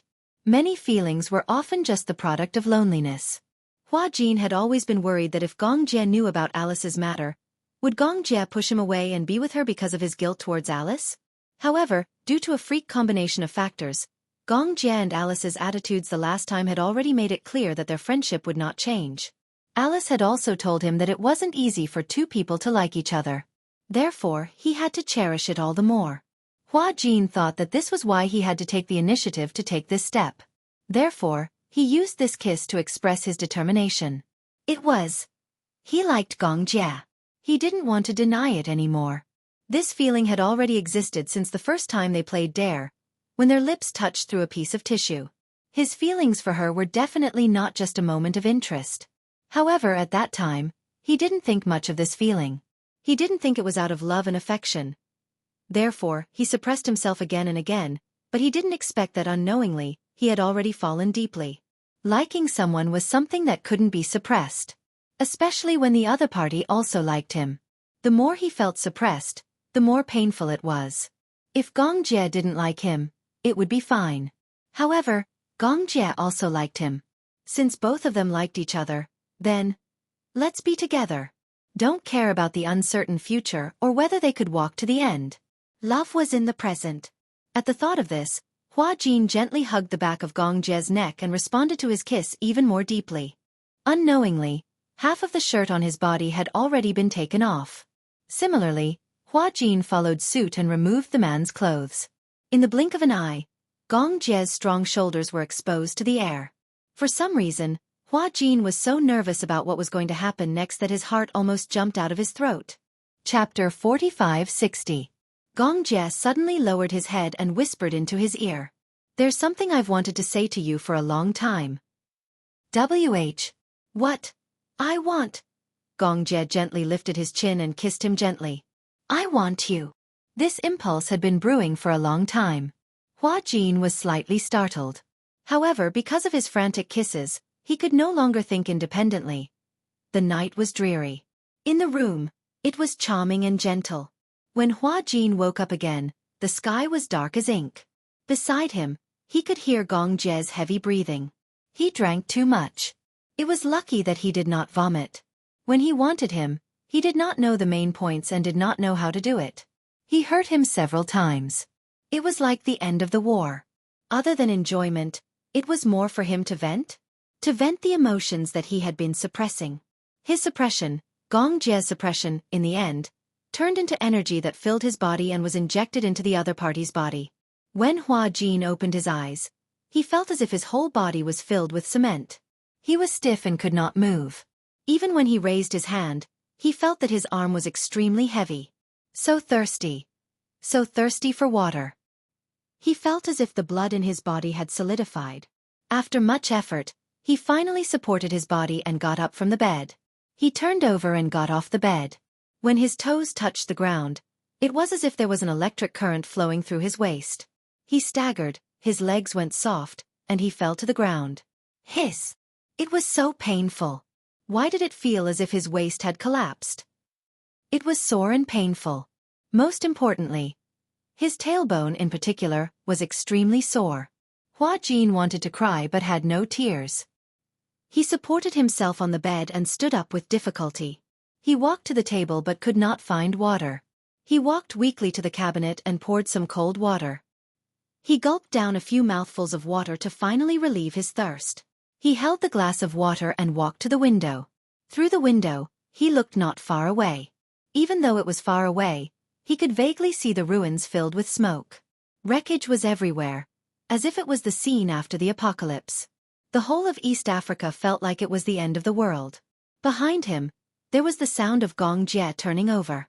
Hua Jin turned around and saw that Xianxia had turned over and fallen asleep again.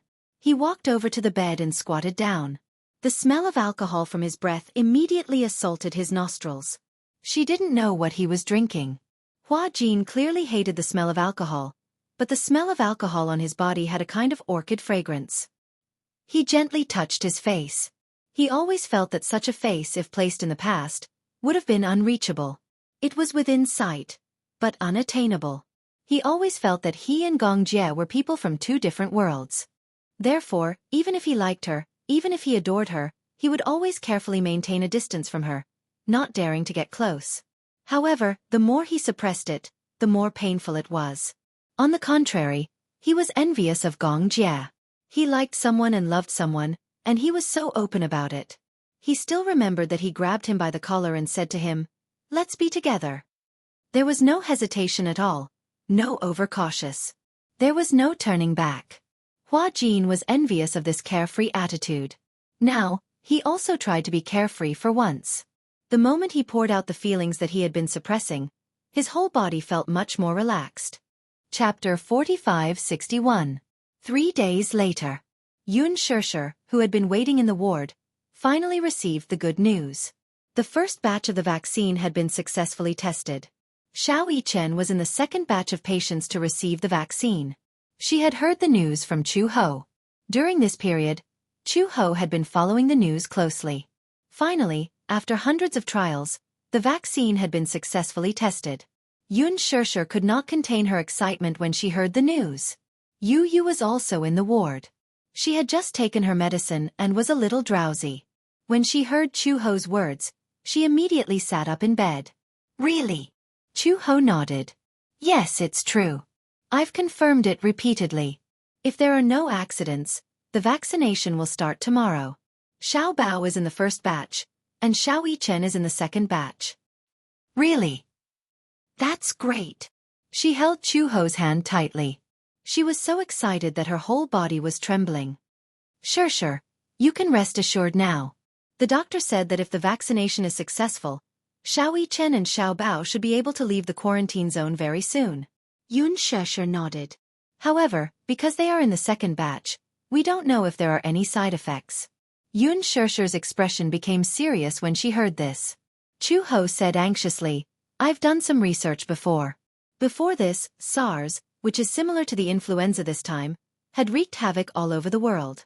However, after the vaccine was tested, although the patients recovered and were discharged from the hospital, because of the vaccine and the ferocity of SARS at that time, after the patients were discharged from the hospital, the side effects gradually appeared. At that time, due to the large use of hormones to suppress the disease, steroid drugs were used in large quantities for emergency treatment. The side effects of the hormones caused some of the patients' femoral head necrosis, diffuse interstitial fibrosis of the respiratory system and ischemic lesions and necrosis of the femoral head of the motor system. Even though they were saved from the disease, they spent the rest of their lives in pain. Yu took a deep breath when she heard this.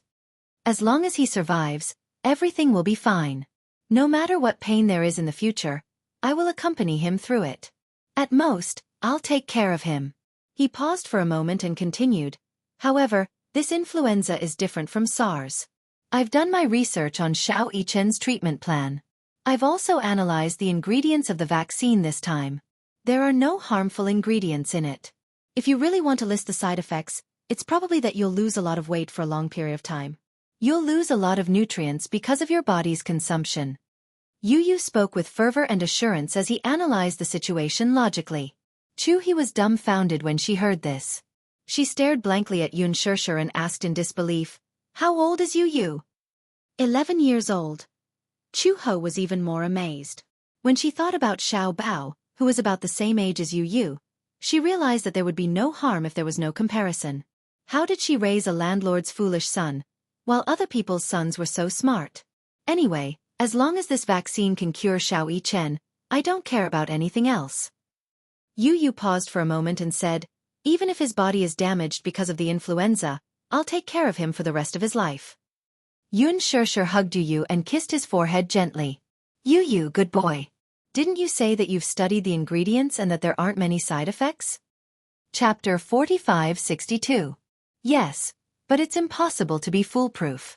Even if there are any side effects, Xiao Yichen still has us. Xianxia was worried when she heard this. However, the vaccine was the best solution so far. Yu comforted her. Mommy, don't worry. Although this is the first batch of the vaccine, we've already done a lot of safety testing. Moreover, the vaccine has been strengthened. We've refined the best parts and removed the dangerous parts. All in all, the vaccine is quite safe. Okay, that's good. At this point, they could only take one step at a time. The vaccine had already passed the Phase I clinical trial and Xiao Bao was in the first batch to receive the vaccine. After the vaccination, after 48 hours of observation, the flu symptoms were significantly reduced. After the blood test, the virus was quickly brought under control. Xiao Yichen was also in the second batch to receive the vaccine. The surprising thing was that the vaccine seemed to have an amazing effect on Xiao Yichen. That night, his fever suddenly went down. From the blood test results, his symptoms were obviously recovering faster than the other patients in the same batch. Unbelievable! The doctors were all amazed. Xiao Yichen was really a miraculous child. His illness worsened the fastest and he recovered the fastest after the vaccination. Moreover, after a few days of observation, the vaccine did not have any side effects on his body. The other patients had a strong reaction. Other than vomiting violently and having a high fever, some of the more serious cases even reported that they had lost their sight. 3 days after the vaccination, Xiao Bao also had a reaction. He suddenly had tinnitus. Although it recovered quickly, his immune cells plummeted. In other words, his immune system would become very weak for a period of time. The vaccine killed the bad virus and eliminated the good bacteria. In fact, the adaptability of the vaccine varied from person to person. It had to be said that Xiao Yichen was the chosen one. He was one of the lucky ones. The vaccine did not react at all on him. Xiao Yichen's illness was obviously more serious than Xiao Bao's, but Xiao Yichen was the one who recovered the fastest. He was also one of the first people to leave the quarantine zone. That day, Xianxia and Wuxia were at the quarantine area's entrance early in the morning, wearing heavy protective suits. Xiao Yichen was also wearing a thick mask as he lay on the bed. The nurse carefully moved him out of the room. Several attending physicians and vaccine clinical professors were especially excited. They personally sent him off and lit up the fireworks. The moment Xiao Yichen stepped out of the quarantine zone, he sat up excitedly on his bed. He looked around as if he was anxiously looking for someone until he saw Xianxia in the crowd. His eyes flashed fiercely and he stretched out his arms like a spoiled child, asking for a hug from her. When Xianxia saw this, she recklessly rushed out of the crowd to his bedside and hugged him tightly. This hug transcended life and death. It was truly the joy of surviving a calamity. Mommy. It was rare for Xiao Yichen to act like a spoiled child in front of her. Xianxia was inexplicably touched. He intimately rubbed against her in her arms. They had not seen each other for so long. A hug could not dispel the longing he had for her for so long. Chapter 45-63. Xianxia couldn't bear to let go of him either. The mother and son hugged each other tightly. They wished that time would stop and stop flowing. The doctors and nurses who were standing at the side were moved. One of the professors said emotionally, "Mu Yichen is so capable." He was in the second batch to be vaccinated, but he was the first to leave the quarantine zone. There were adults who were infected with the flu and they were in good health. However, Xiao Yichen was the first to leave the quarantine zone. It was a memorable moment. It was a historic moment. Xiao Yichen was the first person in the capital to overcome the flu. Hence, the professors and doctors were celebrating excitedly. Xianxia couldn't take in any of it. She only knew that she could finally hug Xiao Yichen again. She had been thinking about it day and night, and finally, she wasn't disappointed. Where's Yu? Xiao Yichen suddenly asked in her arms. Xianxia wiped her tears and quietly turned to the side when she heard this. Over there. Xiao Yichen followed Xianxia's gaze and saw Yu holding Wuxia's hand. They stood beside him and quietly looked in his direction. Go ahead. Wuxia couldn't help but laugh when he saw the two little guys looking at each other. Do you want to give Xiao Yichen a hug? Who wants to hug him? Yu pouted and complained. He made me wait for so long and he came out so late. Who wants to hug him? Wuxia smiled knowingly when he heard this. This little guy was still so duplicitous even at this moment. God knew how hard it had been for him to fall asleep last night, when he found out that Xiao Yichen would be able to leave the quarantine zone the next day. He couldn't fall asleep no matter how hard he tried. He was afraid that something unexpected would happen. Although Xiao Yichen would be able to leave the quarantine zone the next day, Yu was worried that something unexpected might happen. Perhaps, his condition would worsen overnight. He appeared to be very indifferent, but in fact, he was more anxious and impatient than anyone else. Wuxia had no choice but to gently push him from behind. Yu was caught off guard and stumbled a few steps back. He turned around and looked at his daddy with disdain. Go. Give your brother a hug as a celebration for him. Yu hesitated for a moment before she turned around and walked towards Xiao Yichen. Xiao Yichen quietly watched him walk towards him. He couldn't help but reach out his hands and look at him expectantly. Yu looked at his expectant expression. For some reason, she felt a lump in her throat and her eyes turned red. She took a few steps forward and threw herself into Xiao Yichen's arms, hugging his shoulders tightly. Xiao Yichen. Yu pretended to be calm. He gritted his teeth, but he couldn't hide his sobs. He forced out a few words. Welcome back. Xiao Yichen was so touched that his eyes turned into crescents. Although he was smiling, tears streamed down his face. I'm home, Yu. Yu. Mu Yichen bit his lip. He couldn't hold back the second half of his sentence. I missed you. Did you miss me? Yu nodded gently and said in a choked voice, Yes, I missed you so much. How rare. Xianxia and Mu Yaja couldn't help but feel emotional. Yu, who had always been arrogant, had finally said, I missed you. Chapter 45-64. Xianxia was so touched that she wiped away her tears. Because of this new lease on life, she thought that she would cherish the happiness of her family of 6 even more in the future. Wealth and power were another matter altogether. Only a healthy and safe life was the most important. Yu and Mu Yichen hugged each other tightly. The two of them turned their heads at the same time and glanced at Xianxia and Mu Yaja. Mu Yaja and Xianxia walked over and hugged Xiao Yichen and Yu gratefully. The four of them hugged each other tightly, and no one could bear to let go. In the ward, Yueyao held a bouquet of flowers and waited eagerly at the door. She woke up very early in the morning. Xianxia had already told her that Xiao Yichen would be returning to the ward this morning, and she would bring Yu to welcome him. Yueyao wanted to go as well, but she was too young, and her immunity was not as high as an adult's. Although the vaccine had been developed, Yueyao still tried her best to avoid going near the quarantine zone with her physical fitness. Hence, under Xia's repeated coaxing, Yueyao obediently stayed in the ward and waited eagerly for Xiao Yichen's return. Suddenly, the sound of heavy footsteps came from outside the door. Yueyao's ears were sharp, and she immediately heard it. She walked to the door excitedly. If she were a little puppy now, her tail would be wagging excitedly. The door finally opened. Yueyao was about to go up to welcome him when she saw Chu Ho push the door open and walk in. When he saw Yueyao standing at the door like a puppy holding a bouquet of flowers, he was dumbfounded. Yueyao immediately wilted when she saw Chu Ho. What? I thought Brother Yichen was back. Chu Ho didn't know whether to laugh or cry. He walked over and picked Yueyao up. What's wrong, little Yueyao? Are you waiting for Xiao Yichen? Yes. Mommy said that Brother Yichen is coming back today.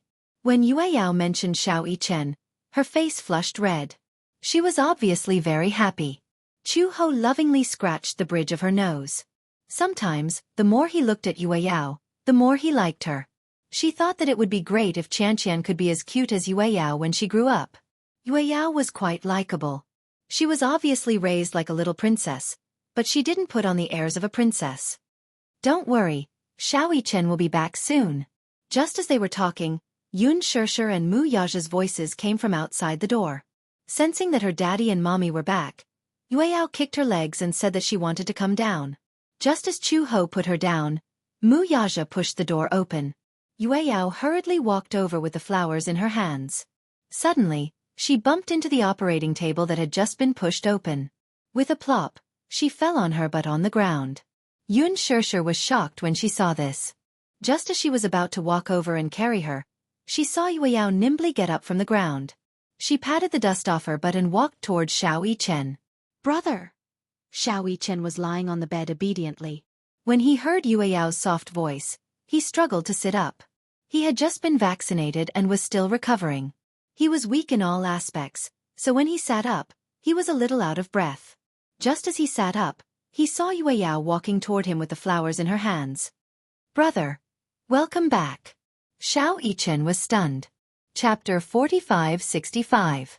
Yueyao finally peeked her head out from behind the bouquet. She was panting, but she insisted on handing the bouquet to Xiao Yichen. Brother! Welcome back. Moi. Xiao Yichen was extremely touched. He knew that Daddy and Mommy would come personally to welcome him. Yu would also come personally to welcome him. However, he did not expect Yueyao to look forward to his return so much. In the past, Yueyao had despised him as her brother the most. He did not know why, but Yueyao was not close to him. Usually, when everyone stood in a row in front of her, the first thing she would do was let Yu hug her. She would also let Gongjie hug her. Then, it would be Xianxia and Mu Yaja. After that, it would be his turn. However, he only realized now that he was so precious in Yueyao's heart. Xiao Yichen stretched out his arms and hugged the bouquet in satisfaction. Yueyao blinked and smiled.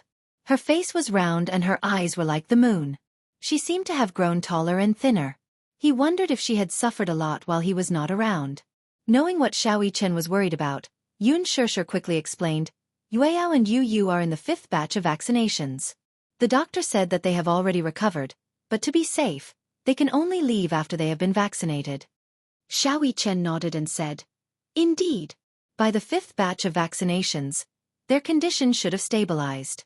The doctor said that if Yueyao was older, she could have been vaccinated earlier. At her age, she could only be in the 5th batch. It is relatively safer for her. Okay. Xianxia lifted the blanket and was about to get out of bed. Xianxia immediately stopped him. Xianxia, the doctor said that you can't get out of bed yet. It's okay, Mommy. Xianxia smiled at her. Xiaxia's heart softened and she silently retreated to the side. Xianxia flipped over and got off the bed. The moment his feet touched the ground, he took a deep breath and held onto the bed to stabilize himself. He hadn't gotten out of bed for a long time. After lying on the bed for so long, he felt that his limbs were about to degenerate. Not only that, he had not exercised for a long time, and his various bodily functions had deteriorated. Every time he moved, his entire body would ache. Xianxia ignored his own body and opened his arms to Yueyao with a smile. Good girl. Yueyao. Let me give you a hug. When Yueyao saw him get out of bed, she immediately went up to him and called out sweetly, Brother! He was so small, so how could he know anything? When he saw Xianxia calling for him, he immediately pounced over without hesitation. However, she pounced on him so enthusiastically that Xianxia, who was already weak, suddenly knelt on one knee on the ground. Yueyao was frightened and immediately used all her strength to support him. She held onto his arm and hugged his waist. She looked as though she was about to cry and looked at Xianxia. Mommy, what's going on? Brother seems to be. Xianxia immediately tried to calm her down. It's okay. My legs are just a little weak. Xianxia looked at Wuxia worriedly. Wuxia walked over and helped him up. Is it because you haven't gotten out of bed for a long time? Is that why it's a little difficult to stand? Xianxia nodded reluctantly. With Wuxia's help, he finally stood up. Yueyao supported him from the side and placed his hand on her shoulder. Brother, support me. I won't let you fall. Chapter 45-66. Yueyao hugged his shoulders. Even though it was a little strenuous, she still used all her strength to support his body. Xianxia walked over and couldn't help but scratch Yueyao's nose with heartache. Brother, are you heavy? Yueyao shook her head and said, No. Jianghu watched from the side. Ever since Xianxia returned to the ward, he had been hesitant. After hesitating for a long time, he clenched his fists and finally mustered up his courage.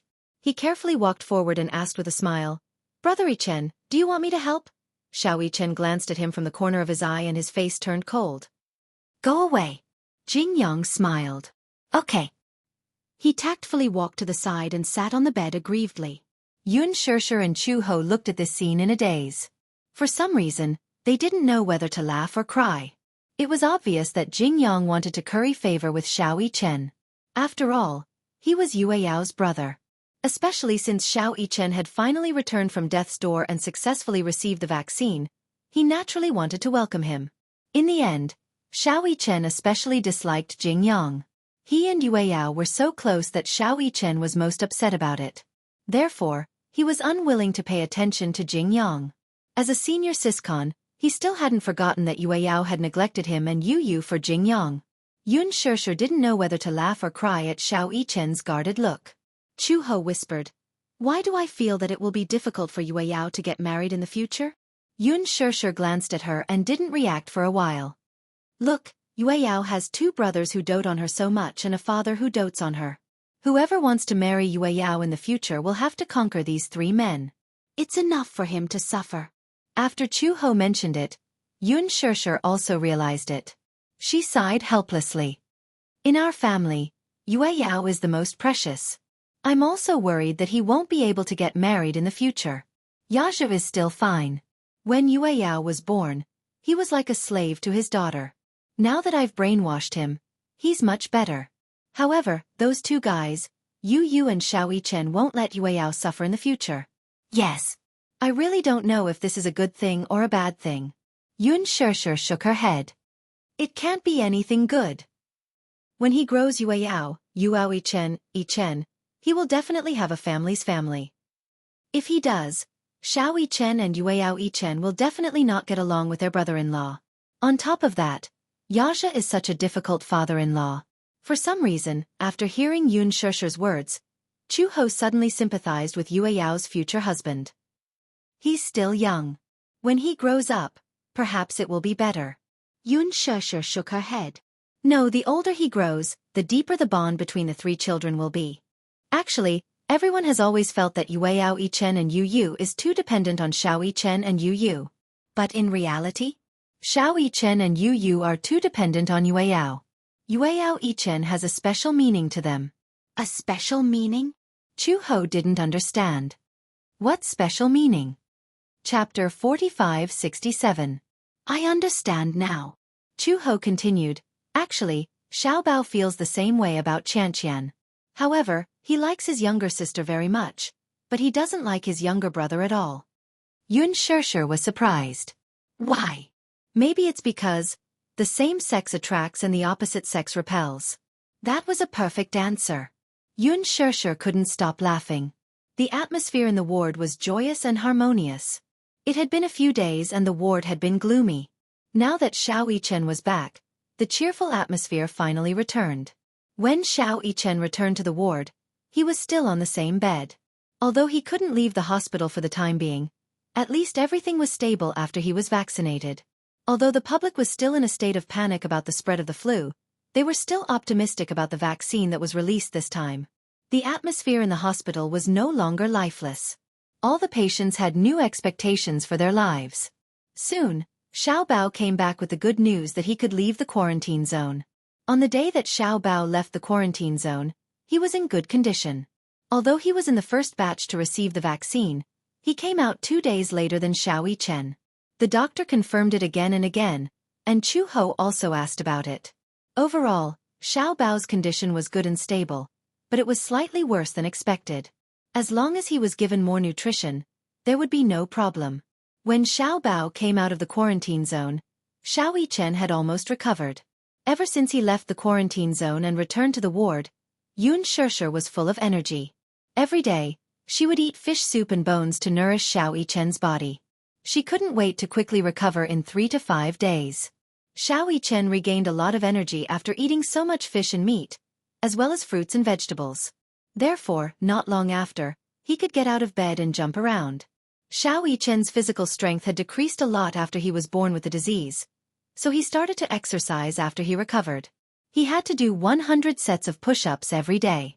When Xiao Bao came out of the quarantine zone, he was even sicker than Xiao Yichen. He lay on the bed, unable to move at all. If it weren't for Xiao Yichen, Chu Ho would have been worried sick. However, when he thought about how Xiao Yichen had been like this when he came out and how he was still as lively as ever under Xiaxia's care, Chu Ho wasn't worried at all. The welcoming ceremony was naturally very grand.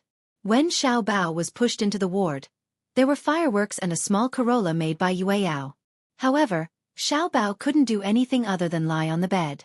Chu Ho walked over to Xiao Bao with heartache and picked him up. Xiao Bao said weakly, "Mom, can you fulfill a wish of mine?" "What wish?" Xiao Bao pouted and tears almost fell from his eyes. "I want to eat ice cream." Everyone was silent. There was a long dead silence. Xiao Yichen was the first to laugh. "Ha ha ha ha ha. Ice cream." Xiao Bao's first goal after coming out of the quarantine zone was to eat ice cream. Chu Ho didn't know whether to laugh or cry. Xiao Bao cried out pitifully, "In the quarantine zone, no one let me eat ice cream. I haven't eaten ice cream in a long time." Chapter 45-68. Chu Ho did not know whether to laugh or cry. She could not bear to see him like this. However, given Xiao Bao's current condition, he could not eat ice cream. Hence, she had no choice but to coax him. Okay. You can eat ice cream after you've completely recovered, okay?" Xiao Bao did not give up. "I want to eat it. I want to eat it. I've been holding it in for a long time. I feel like I'd rather die without ice cream." When Yu heard this, she mocked, "Impressive, Xiao Bao. You actually know how to use idioms. Looks like my training of you wasn't in vain. Humph. Xiao Bao ignored Yu.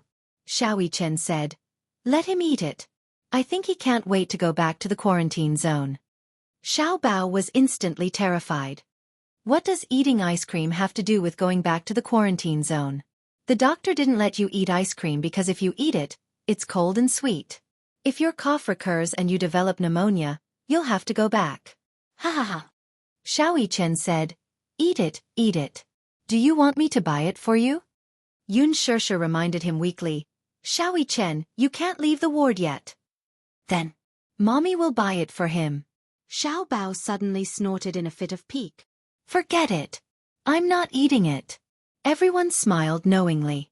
Xiao Bao was probably the most cowardly and afraid of death among this group of children. There was no use in making threats and promises. If they told him directly that eating ice cream would worsen his condition, it would mean that he would have to be on countless drips and injections, and that would be enough to scare him. Xiao Bao raised his hand to show Chu Ho the dense needle marks and the residual needles on his hand. He sought comfort. "Mommy, look at my hand." After being on the drip for a long time, both his arms were slightly swollen. Due to the long period of infusion, the needle in his left hand was almost gone, so he switched to his right hand. If his right hand wasn't enough, he switched to his forehead and instep. In short, Xiao Bao felt that when he drank water, water would seep out from these densely packed needle holes. Xiao Chen disagreed. Tisk. TSK. TSK. How delicate. I get more injections every day than you do.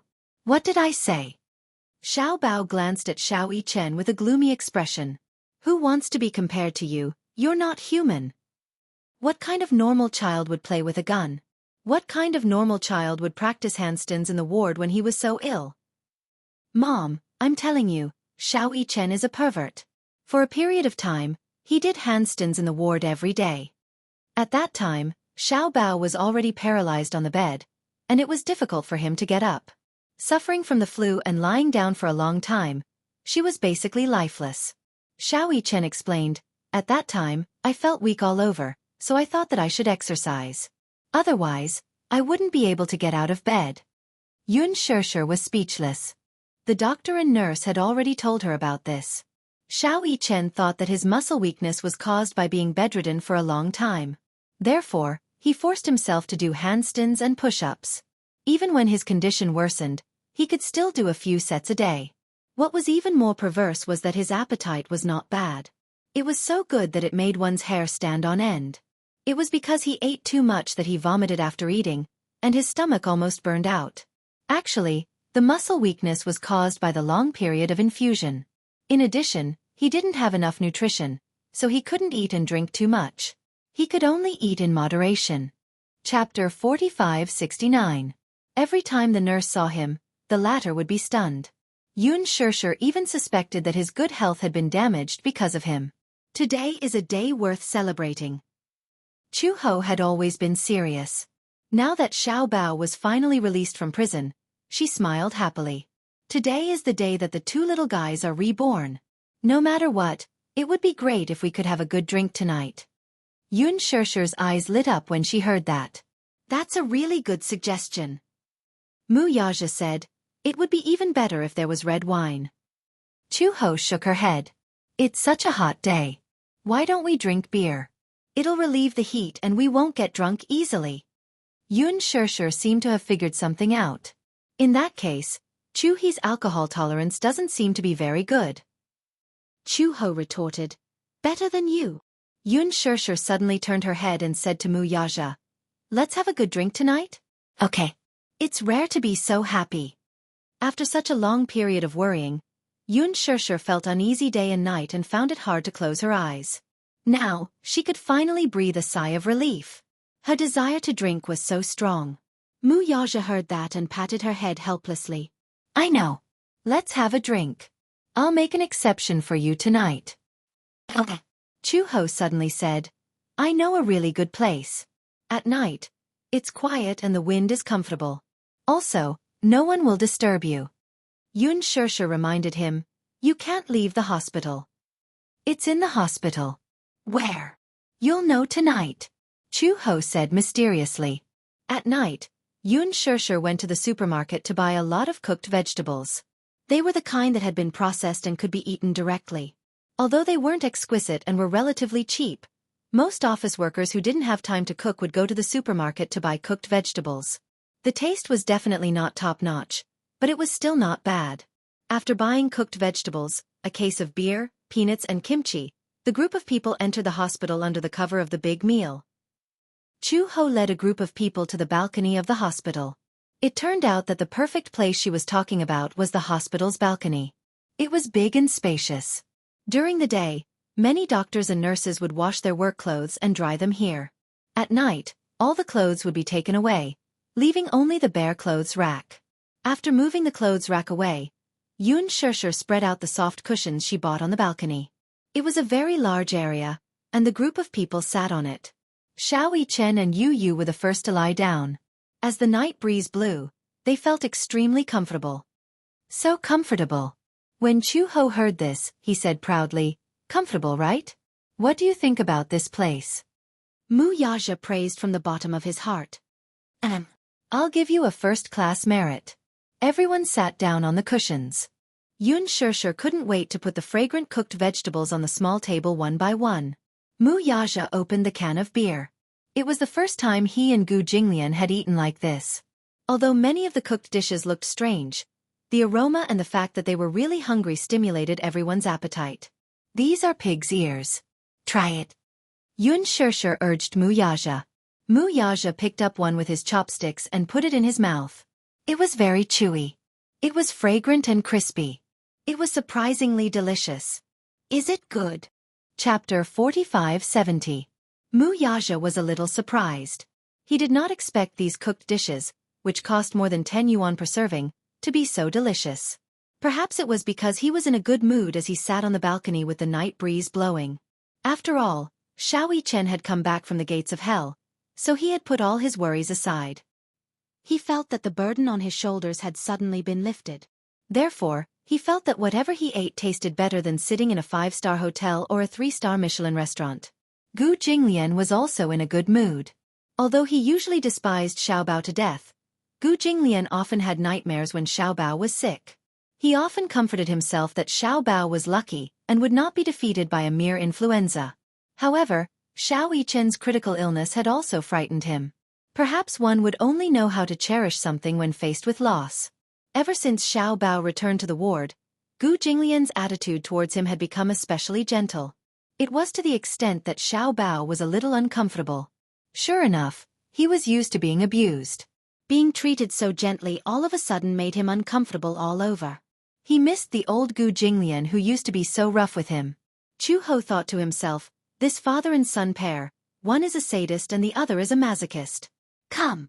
Xianxia held a bottle of beer and raised it high. Let's celebrate the glorious return of Xianxia and Xiaobao. When everyone heard this, they laughed and raised the bottles of beer in their hands. Cheers! Cheers! Ding! 5 or 6 bottles of beer clinked together. Everyone was in a good mood and finished the beer in one gulp. Xianxia watched as Xianxia gulped down the entire bottle of beer. He also felt a little hungry. He tugged at her sleeve and said, "Mommy." I want to drink beer too." Children are not allowed to drink. Chu-ho had just taken a sip when he suddenly realized what was going on. He exclaimed, "What kind of beer is this?" Xianxia raised her eyebrows and said, "I bought it casually. The beer should be the same. This beer has a strong aftertaste." Chu-he took a closer look at the logo and was left speechless. Wuxia beer. On the label, the words Wuxia were especially eye-catching. Xianxia was a little startled. "What's wrong? Wuxia beer. I think this beer is quite expensive, so it should be delicious." Cough. "This is Wuxia Wuxia. Wuxia." Yu was shocked. "Killer Wuxia? Wuxia Wuxia Wuxia." It could not.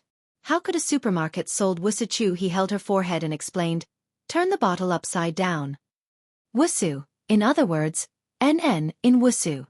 Wuxia U of Wuxia Wuxia, then NNNN. What's wrong? Is there something wrong?" Some people jokingly say that the English words on the label are the abbreviation for kill you all. Wuxia understood. This means that the aftertaste of this beer is very strong. For people who are not used to drinking it, the aftertaste is quite strong. Chu Ho thought to herself. No wonder the taste was so familiar. She had drunk a bottle when she was at work and the aftertaste was unusually strong. She did not feel anything at first, but when she was full and stood up, she felt a lack of oxygen in her brain. Then, she felt as if she was walking on air. This beer actually doesn't taste that good. It's so expensive, Gu Jinglian complained. Chapter 4571. Weird taste. Gu Jinglian mocked. Chu Ho didn't know whether to laugh or cry. Why?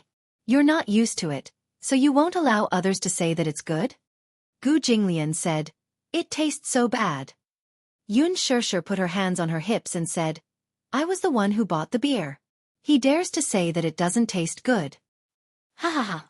Yu and Xiao Yichen looked at each other and laughed knowingly. Beside them, Yueyao took advantage of Xiaxia's carelessness and secretly took a sip of the beer. She frowned when she tasted the beer. Wah! It tastes terrible. Xiao Yichen quickly snatched the beer back from Yueyao and said angrily, You've learned how to drink secretly. You little rascal. I thought it would taste good, but it turns out to be so terrible. Yueyao frowned in disdain. Everyone was amused by her and burst into laughter again. Xianxia hugged the beer bottle and looked up at the night sky. The moon was full. The happiest thing in life was a family reunion. She gently rested her head on Mu Yaja's shoulder and sighed comfortably. East Africa. At the hospital. Suddenly, there was a burst of thunder outside the window. Hua Jin suddenly woke up and sat up from the bed in shock. What's going on? Calm down. Gong Jie was sitting by the window and looking at the smoke outside. They're fighting again. They're fighting again? Yeah. Hasn't the war already stopped? Gong Jie smiled mysteriously. The war stopped because the military had run out of ammunition and food. With the intervention of the international organizations, there's no more ammunition. Since there's no war preparation, why are they fighting now? Because, Gong Jie said meaningfully, Hurricane gave them enough ammunition. Hua Jin was stunned. Gong Jie had stayed in the hospital for so long without making a move. He had asked everyone to wait carefully because he was waiting for this? He took advantage of this period of time and ordered Hurricane to provide all the ammunition to the war maniacs at the relay station in East Africa. Then, he wanted to take advantage of the chaos to leave this barren land? Then what should we do now? It's about time. Gong Jie turned around. Hua Jin saw that he had been armed from head to toe while he was sleeping. Clean and tidy combat uniform, long combat boots, bulletproof armor, and a full set of equipment behind his waist. Gong Jie looked especially dashing in his uniform. More importantly, his handsomeness was not just superficial.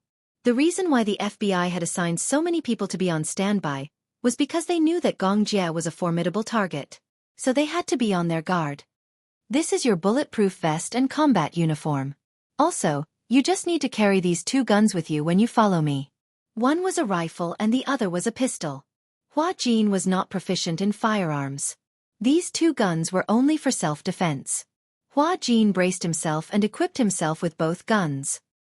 He asked with some concern, Will I be a burden to you? Gong Jie glanced at him coldly. Of course you will.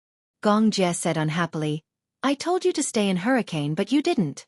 So you came all the way to East Africa just to be a burden to me? Of course not. Hua Jin held the rifle and frowned. I'm worried. Worried about me? Yeah. Chapter 4572. I'm not as weak as you think. But, Hua Jin said seriously, Alice looked very nervous so I thought you were in danger. She's not wrong. If I were to be arrested by the FBI and sent to the military court, it would be troublesome. But how could I let those idiots arrest me so easily? Alice was confused because she was concerned about him. All right. Hua Jin raised both his hands in surrender. Just take it that I'm causing trouble for you. Gong Jie looked at him deeply and suddenly walked in front of him. He stretched out his hand, held the back of his neck, and gently rested his head on his chest. I'm very happy that you're here. Hua Jin listened to his powerful heartbeat and his uneasy mood calmed down a little. Gong Jie, have you really decided? You've decided to be with me. Hua Jin was still a little doubtful. You?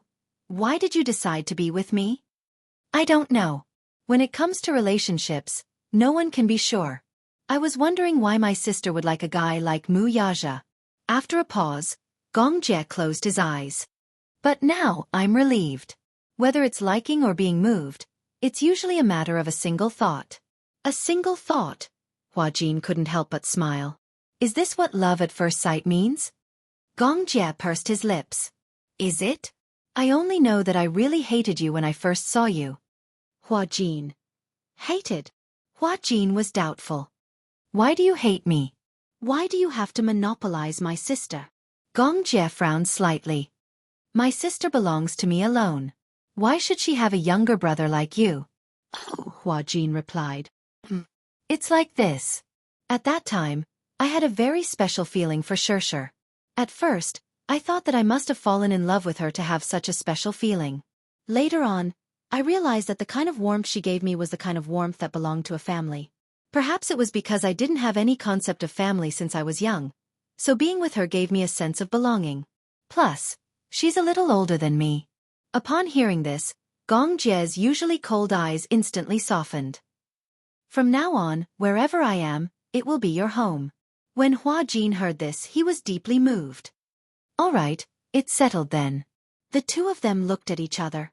At this moment, Alice's voice suddenly came through the radio. Little Jie, it's time to act. Gong Jie put on his headset and replied expressionlessly, Gather at the port in half an hour. Yes. Be careful. After Gong Jie finished speaking, he turned to Hua Jin and said, You follow me. Don't act on your own, understand? Do you need me to shoot? No need. Then these two guns. When I'm down, it'll be time for you to protect me. Do you understand? Hua Jin nodded. Gong Jie walked to the window, pulled open the curtains, and counted down in his heart. 5, 4, 3, 2, 1. Boom. There was a loud explosion. The artillery shell blasted a huge crater 300 meters away from the hospital.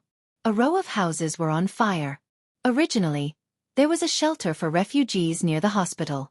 Now, all the refugees had gathered at the hospital, and it had become a wasteland. In the hospital, someone screamed hysterically, Air raid! It's an air raid! Chapter 4573. The air raid alarm went off instantly. Outside the corridor, doctors and nurses were rushing around. Quick! Everyone gather and take refuge in the hospital's air raid shelter. There's an air raid. Everyone, pay attention. This hospital usually accepted the wounded from the war. Originally, in the war-torn zone, there was a shortage of resources and medical equipment. They could only treat some external injuries. Refugees who were infected with the plague were not accepted by the hospital. Most of the patients were either missing an arm or a leg. With the help of the nurses, they struggled to run to the underground air raid shelter. Gong Jie grabbed Hua Jin's hand and broke through the door. As soon as he broke through the door, Hua Jin saw the long corridor full of injured people. The corridor was packed with people. There are so many people. Follow me. Gong Jie pulled Hua Jin and stuck close to the wall. They avoided the panicking injured people and finally arrived at the staircase. Unlike those who were using crutches or supporting the injured with broken arms, they had all 4 limbs and were able to move freely. They went down to the first floor in no time.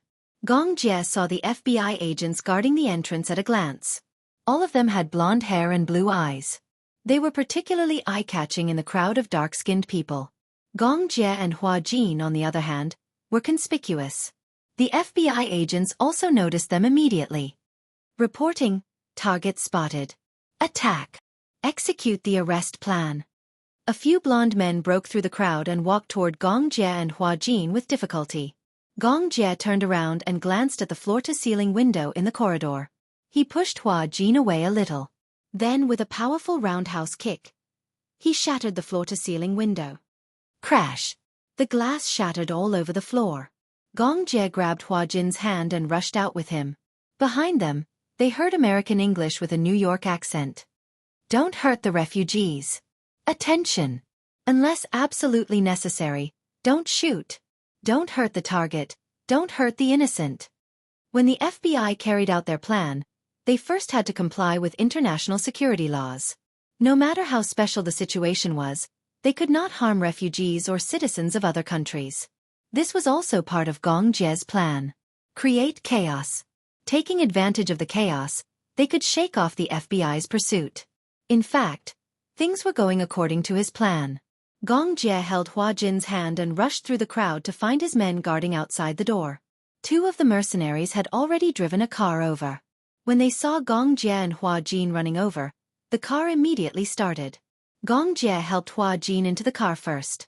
The engine had already started and the car was already more than 10 meters away. He ran a few steps and jumped into the car. With one hand on the car door and the other holding the gun, he turned around and saw the two agents chasing after him at lightning speed. He took out his gun, aimed at one of the men's knees, and shot twice. When the other agent saw that Gong Jie was about to leave, he couldn't hold back anymore. He raised his wrist and aimed his gun at Gong Jie's knees. Hua Jin saw it, but before he could shout, Gong Jie had already made the first move. Bang! He shot that man's wrist. Ouch! The car quickly shook them off. Gong Jie got into the car and slammed the door shut. He smoothed his messy hair and finally heaved a sigh of relief. Hua Jin asked, "Are we safe now?" "Not yet. Before we board the ship, we are still in danger." Gong Jie turned his head and looked at Hua Jin. "Are you scared?" Chapter 4574. There was a kind of superstition about him. He always felt that Gong Jie, this man was omnipotent. As long as he was here, even if the sky fell down and the world ended, he would protect him and ensure his safety. The car drove towards the port. Hua Jin suddenly asked suspiciously, "Will there be FBI agents at the port?" "I don't know." Gong Jie looked at the back of the car through the window and did not see anyone chasing after them. Now that there's a riot, those American guys should be panicking. After Gong Jie said that, Hua Jin still did not let down his guard. Until the car reached the port, everything was unbelievably smooth. Alice was already waiting at the port.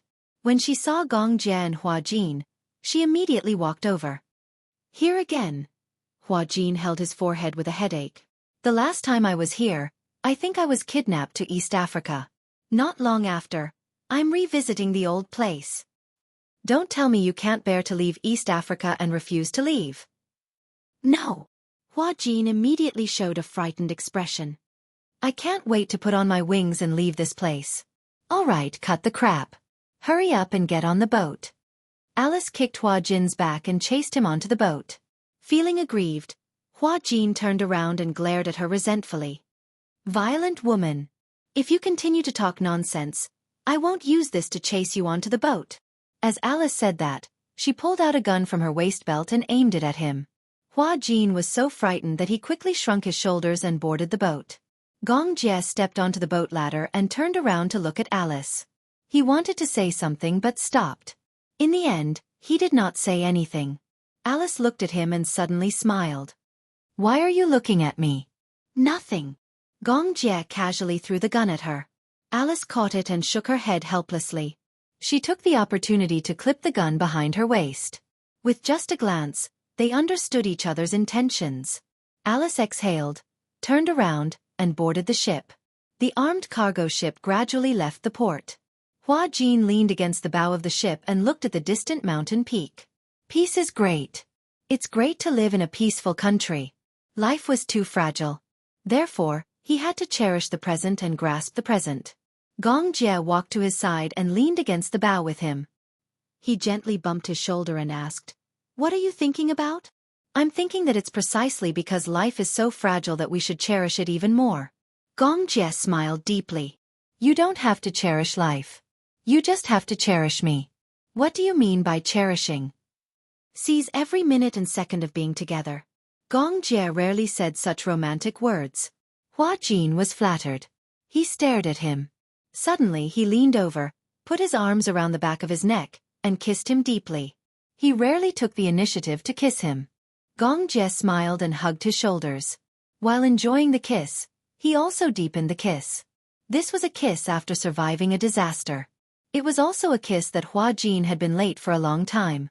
Under the setting sun, Gong Jie and Hua Jin kissed tightly. The warm rays of the sunset poured down on their bodies, softly plating their figures with a layer of gold. They were so beautiful that they looked like sculptures. Alice stood at the head of the lower deck. Separated by the railing, the sea breeze blew on her face. It had been a long time since she felt cool.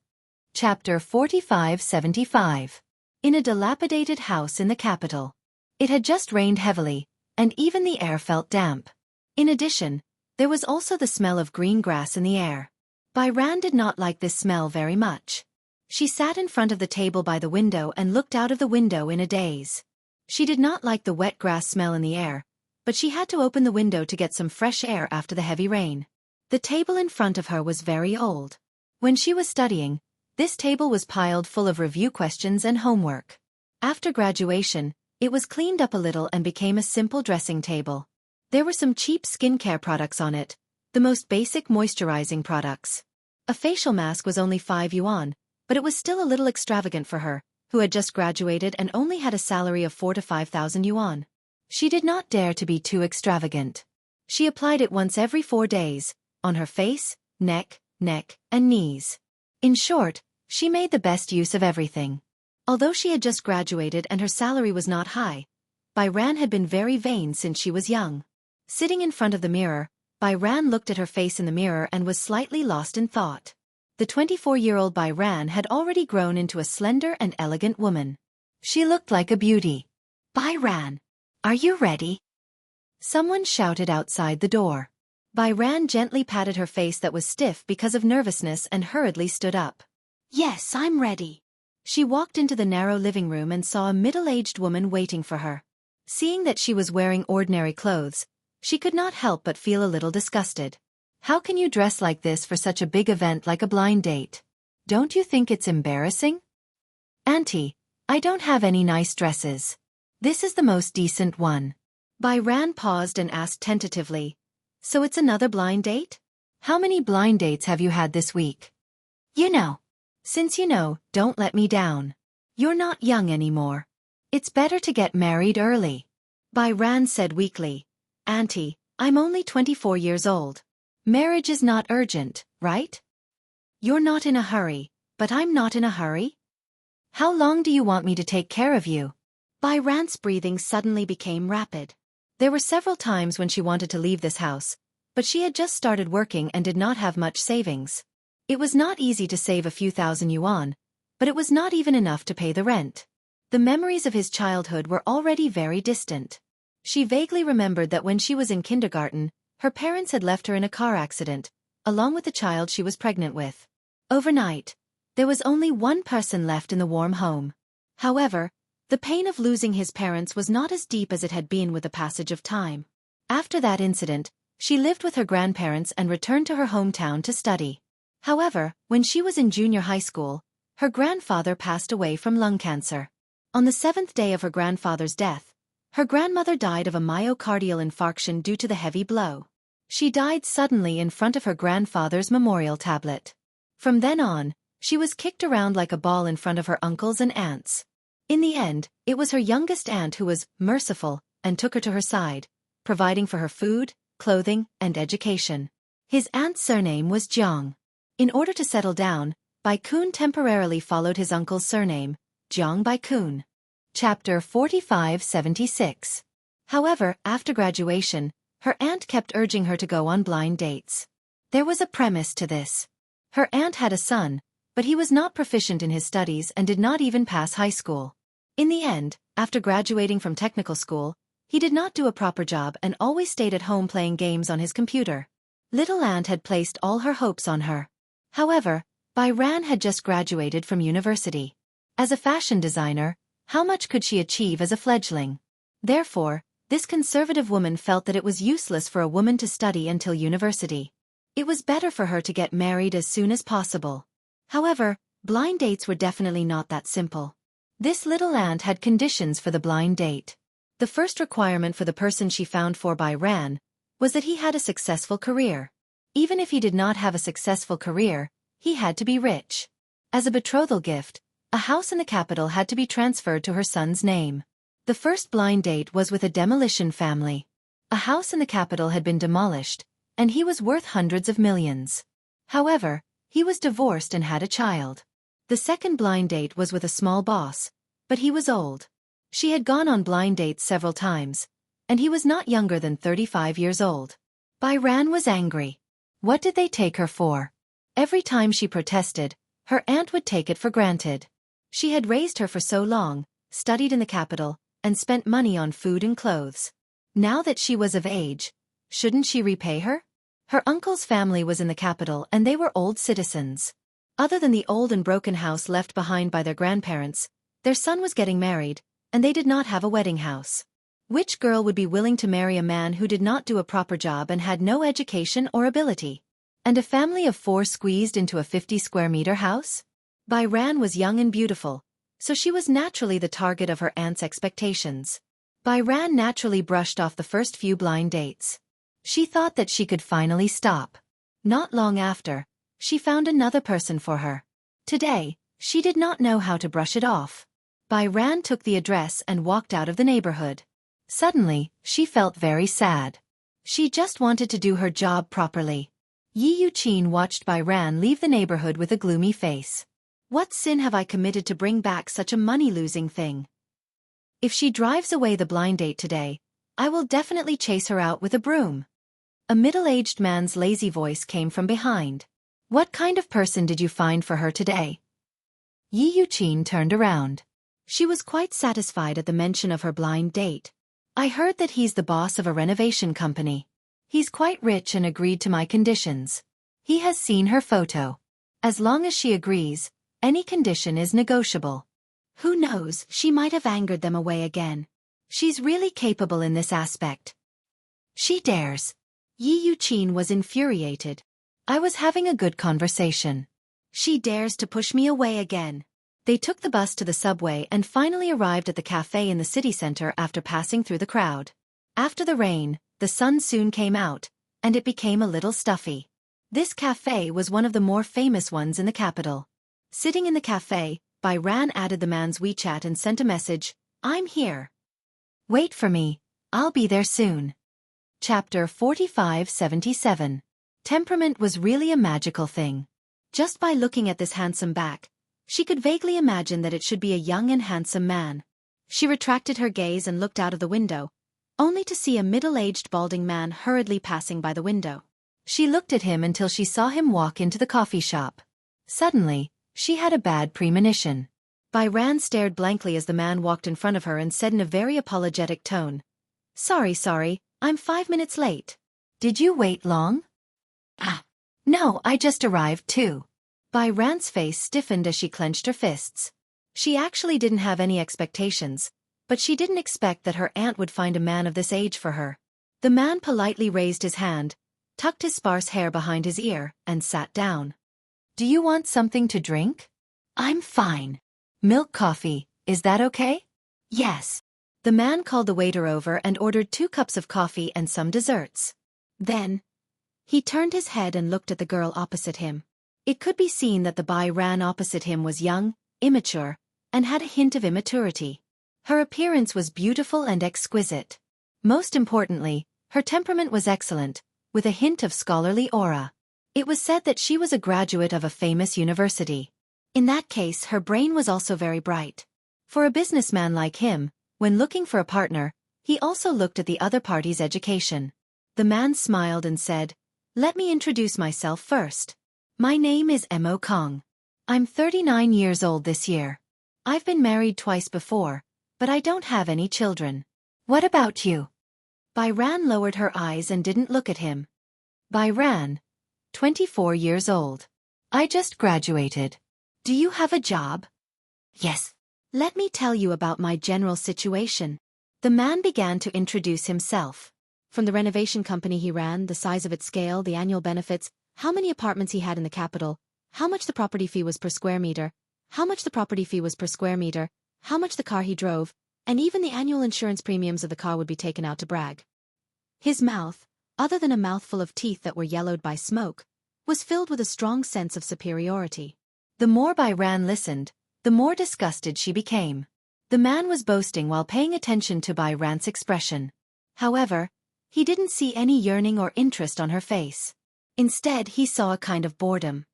What happened? The man asked with concern. I've said so much, but you haven't told me about yourself. Bai Ran sighed. Mr. M.O., to tell you the truth, this blind date with you was forced by my aunt. Yes, I know. The man said with a knowing tone. Bai Ran continued, actually, I haven't decided to get married yet. The man's face stiffened. You don't plan to get married? Are you rejecting me? Or, did he want to use this opportunity to raise more conditions? Bai Ran took a deep breath and said, You're very good. I can't match you. So, Mr. M.O., why don't you look for someone else for the blind date? She wanted to end this blind date in a perfunctory manner. After she finished speaking, she was about to pick up her bag. Just as she was about to get up, the man's face suddenly darkened. You and your aunt are singing the same tune. Are you playing with me? No. Chapter 4578. Jiangbai, I think you still haven't figured it out, have you? Your aunt has told me everything about you. Do you really not know what she's thinking right now, or are you pretending not to know? She's in a hurry to marry you off, do you know that? Bai Ran was stunned and fell onto the sofa. I was wrong. She's not marrying you off. She just wants to sell you to me. I'll buy it, okay? What did you say? The man knocked on the table. I heard that your cousin has never worked since he graduated from a technical school. Does your aunt have any other houses? Who doesn't want to have a house and a car when they get married now? But why don't you look at the current property prices? They're easily tens of thousands of yuan per square meter. As for me, I'm sincere. If you're willing to marry me, then as a betrothal gift, I'll give your aunt a house. This is also your aunt's request. As for you, follow me. As long as you give birth to a fat boy for me in the future, you can enjoy life with me. Bai Ran's face turned ashen. She thought that Yi Yuqin would despise her, but she didn't think that she was being sold. Was this a blind date? Was this human trafficking? A house in exchange for a wife. How could she make such an outrageous request? If it weren't for the fact that you're young, beautiful, highly educated, and have never had a boyfriend in school, with your conditions, a house of more than 10 million yuan. That's too flattering of you. The man paused for a moment then said, I heard that you've been on a blind date a few times, and they've all been angered back by you. Your aunt has some complaints about this. It's not that I want to criticize you, but you're too willful. Your parents died early, and your aunt worked hard to raise you. Don't you know how to be grateful? Besides, am I not good enough? We definitely won't treat you shabbily for your food and clothing. Bai Ran was so angry that her entire body froze. Bai Ran, don't think too highly of yourself. You know very well what your background is. I'm with you. You're the one who made a fortune. Before he could finish, Bai Ran said, Scram. What? Scram. Bai Ran stood up and threw her bag at him. I told you to scram. Did you hear me? The man was infuriated by her attitude. He originally wanted to scold her, but when he looked around and saw that there were so many people watching, he suddenly felt embarrassed. He spat and left without looking back. Bai Kun slumped down powerlessly. She wanted to hold it in, but more and more criticism came from around her. Finally, she couldn't hold back the humiliation in her heart and sobbed. Woo woo woo woo. The people around her kept looking at her. A blind date. What kind of parent is this? She actually found such a man for her daughter. How ungentlemanly. Haven't you heard? Her parents died a long time ago, and she was raised by her aunt. He's being disliked. How pitiful. Diagonally in front, the straight back slowly turned around. The man looked in the direction of Bai Ran and saw her sitting on the sofa in a sorry state. His handsome eyebrows furrowed slightly. He didn't know why, but when he saw her red eyes, his heart was slightly moved. He suddenly stood up and walked towards her. Bai Hao stooped and gritted his teeth. He was crying silently when a handkerchief was handed to him. Chapter 4579. Bai Yu looked up blankly, only to meet the man's pitiful gaze. It's him? The man who sat diagonally in front of her just now. This was a man who was as gentle as jade. He had handsome facial features, a deep outline, and a pair of eyes that had a faint smile. However, there was a trace of feminine beauty between his brows, but because of this extraordinary smile, it was perfectly blended. She was a little surprised by the handkerchief he handed over, but she still politely thanked him and took it. So embarrassed. She was sitting in such a quiet cafe with so many people, yet she was so down and out. She must have become a laughingstock in everyone's eyes. Can I sit down? The man did not leave, but asked indifferently. Bai Yu did not refuse and nodded lightly. Sit down. The man sat down in front of her. At this moment, Bai Yu's phone suddenly rang. Bai Yu picked up the phone and saw that it was an unknown number. Just as she picked it up, the man's fierce voice came from the other side. Bai Yu, you made me lose face today. In the future, I won't let you have an easy time. I think you shouldn't go back. Your aunt said that if the blind date didn't work out tonight, she'll definitely chase you out with a broom. With that, the man angrily hung up the phone. Bai Yu put down the phone with a cold expression, but looked at the man opposite her with a slightly shocked expression. She pursed her lips, feeling even more embarrassed. Your name is Bai Yu? The man suddenly asked. Bai Yu was a little surprised and finally looked at her seriously. She was a little surprised by the man's surprised tone. We have met before? Oh, nothing. The man slightly curled his lips and smiled. The waiter came over and served the coffee. Bai Yu asked, Are you waiting for someone? The man looked out of the window. Same as you. Same. Bai Yu was in disbelief. Do you know why I came to the cafe? Blind date, right? The man's handsome face showed a look of understanding. But, it seems like you were forced. Bai Yu's tears gradually dried up, but she was still very depressed.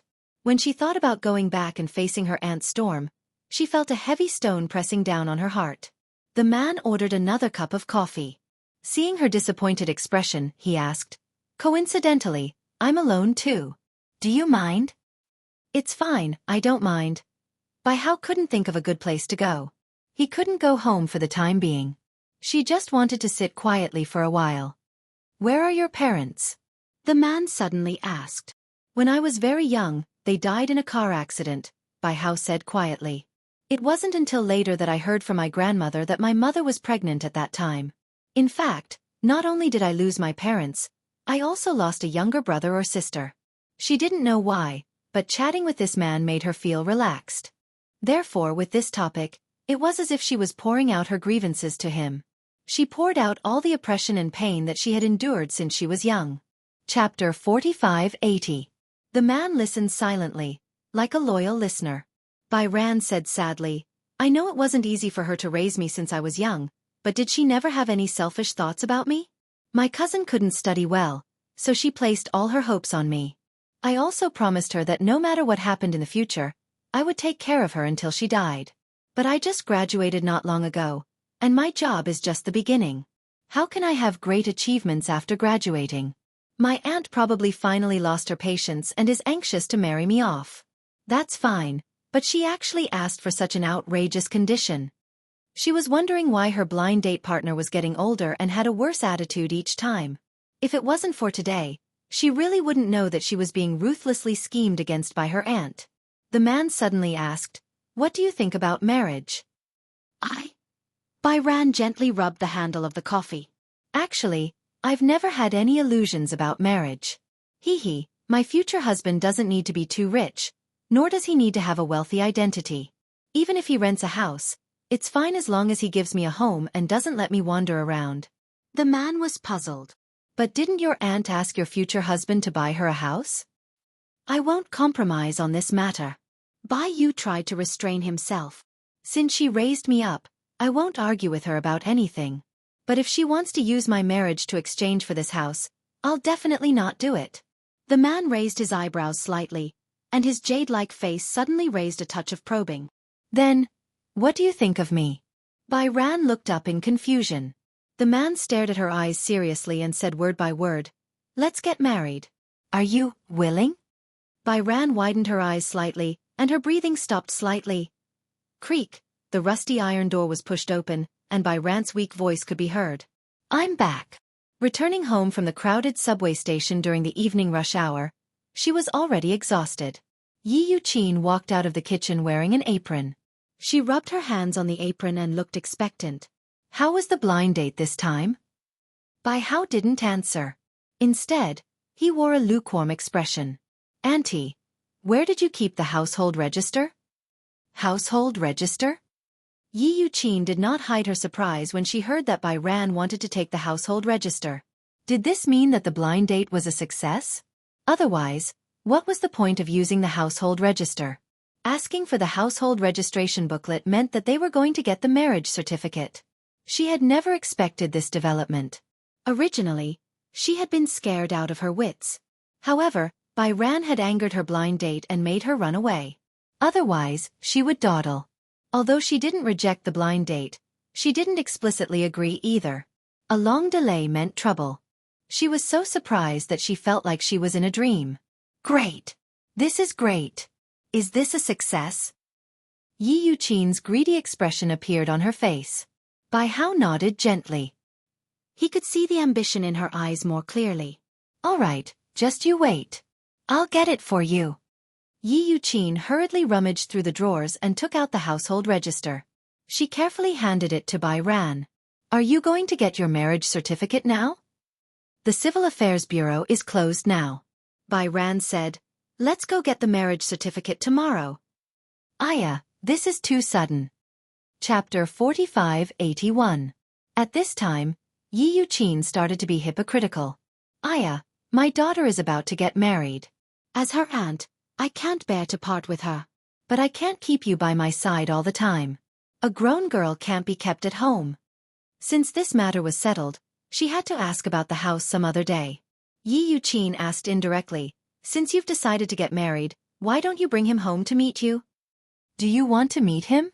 Of course. Then we'll have to wait until tomorrow. Bai Ran said, it's too late today. He has something to do. That's true. This big boss of a renovation company must be very busy.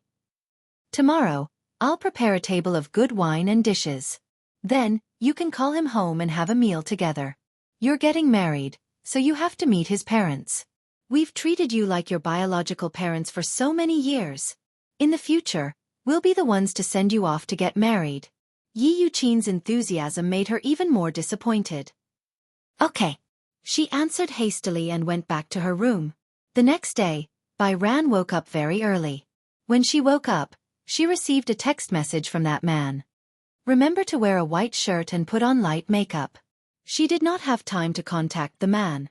Yesterday, the man had mentioned the marriage to her too suddenly.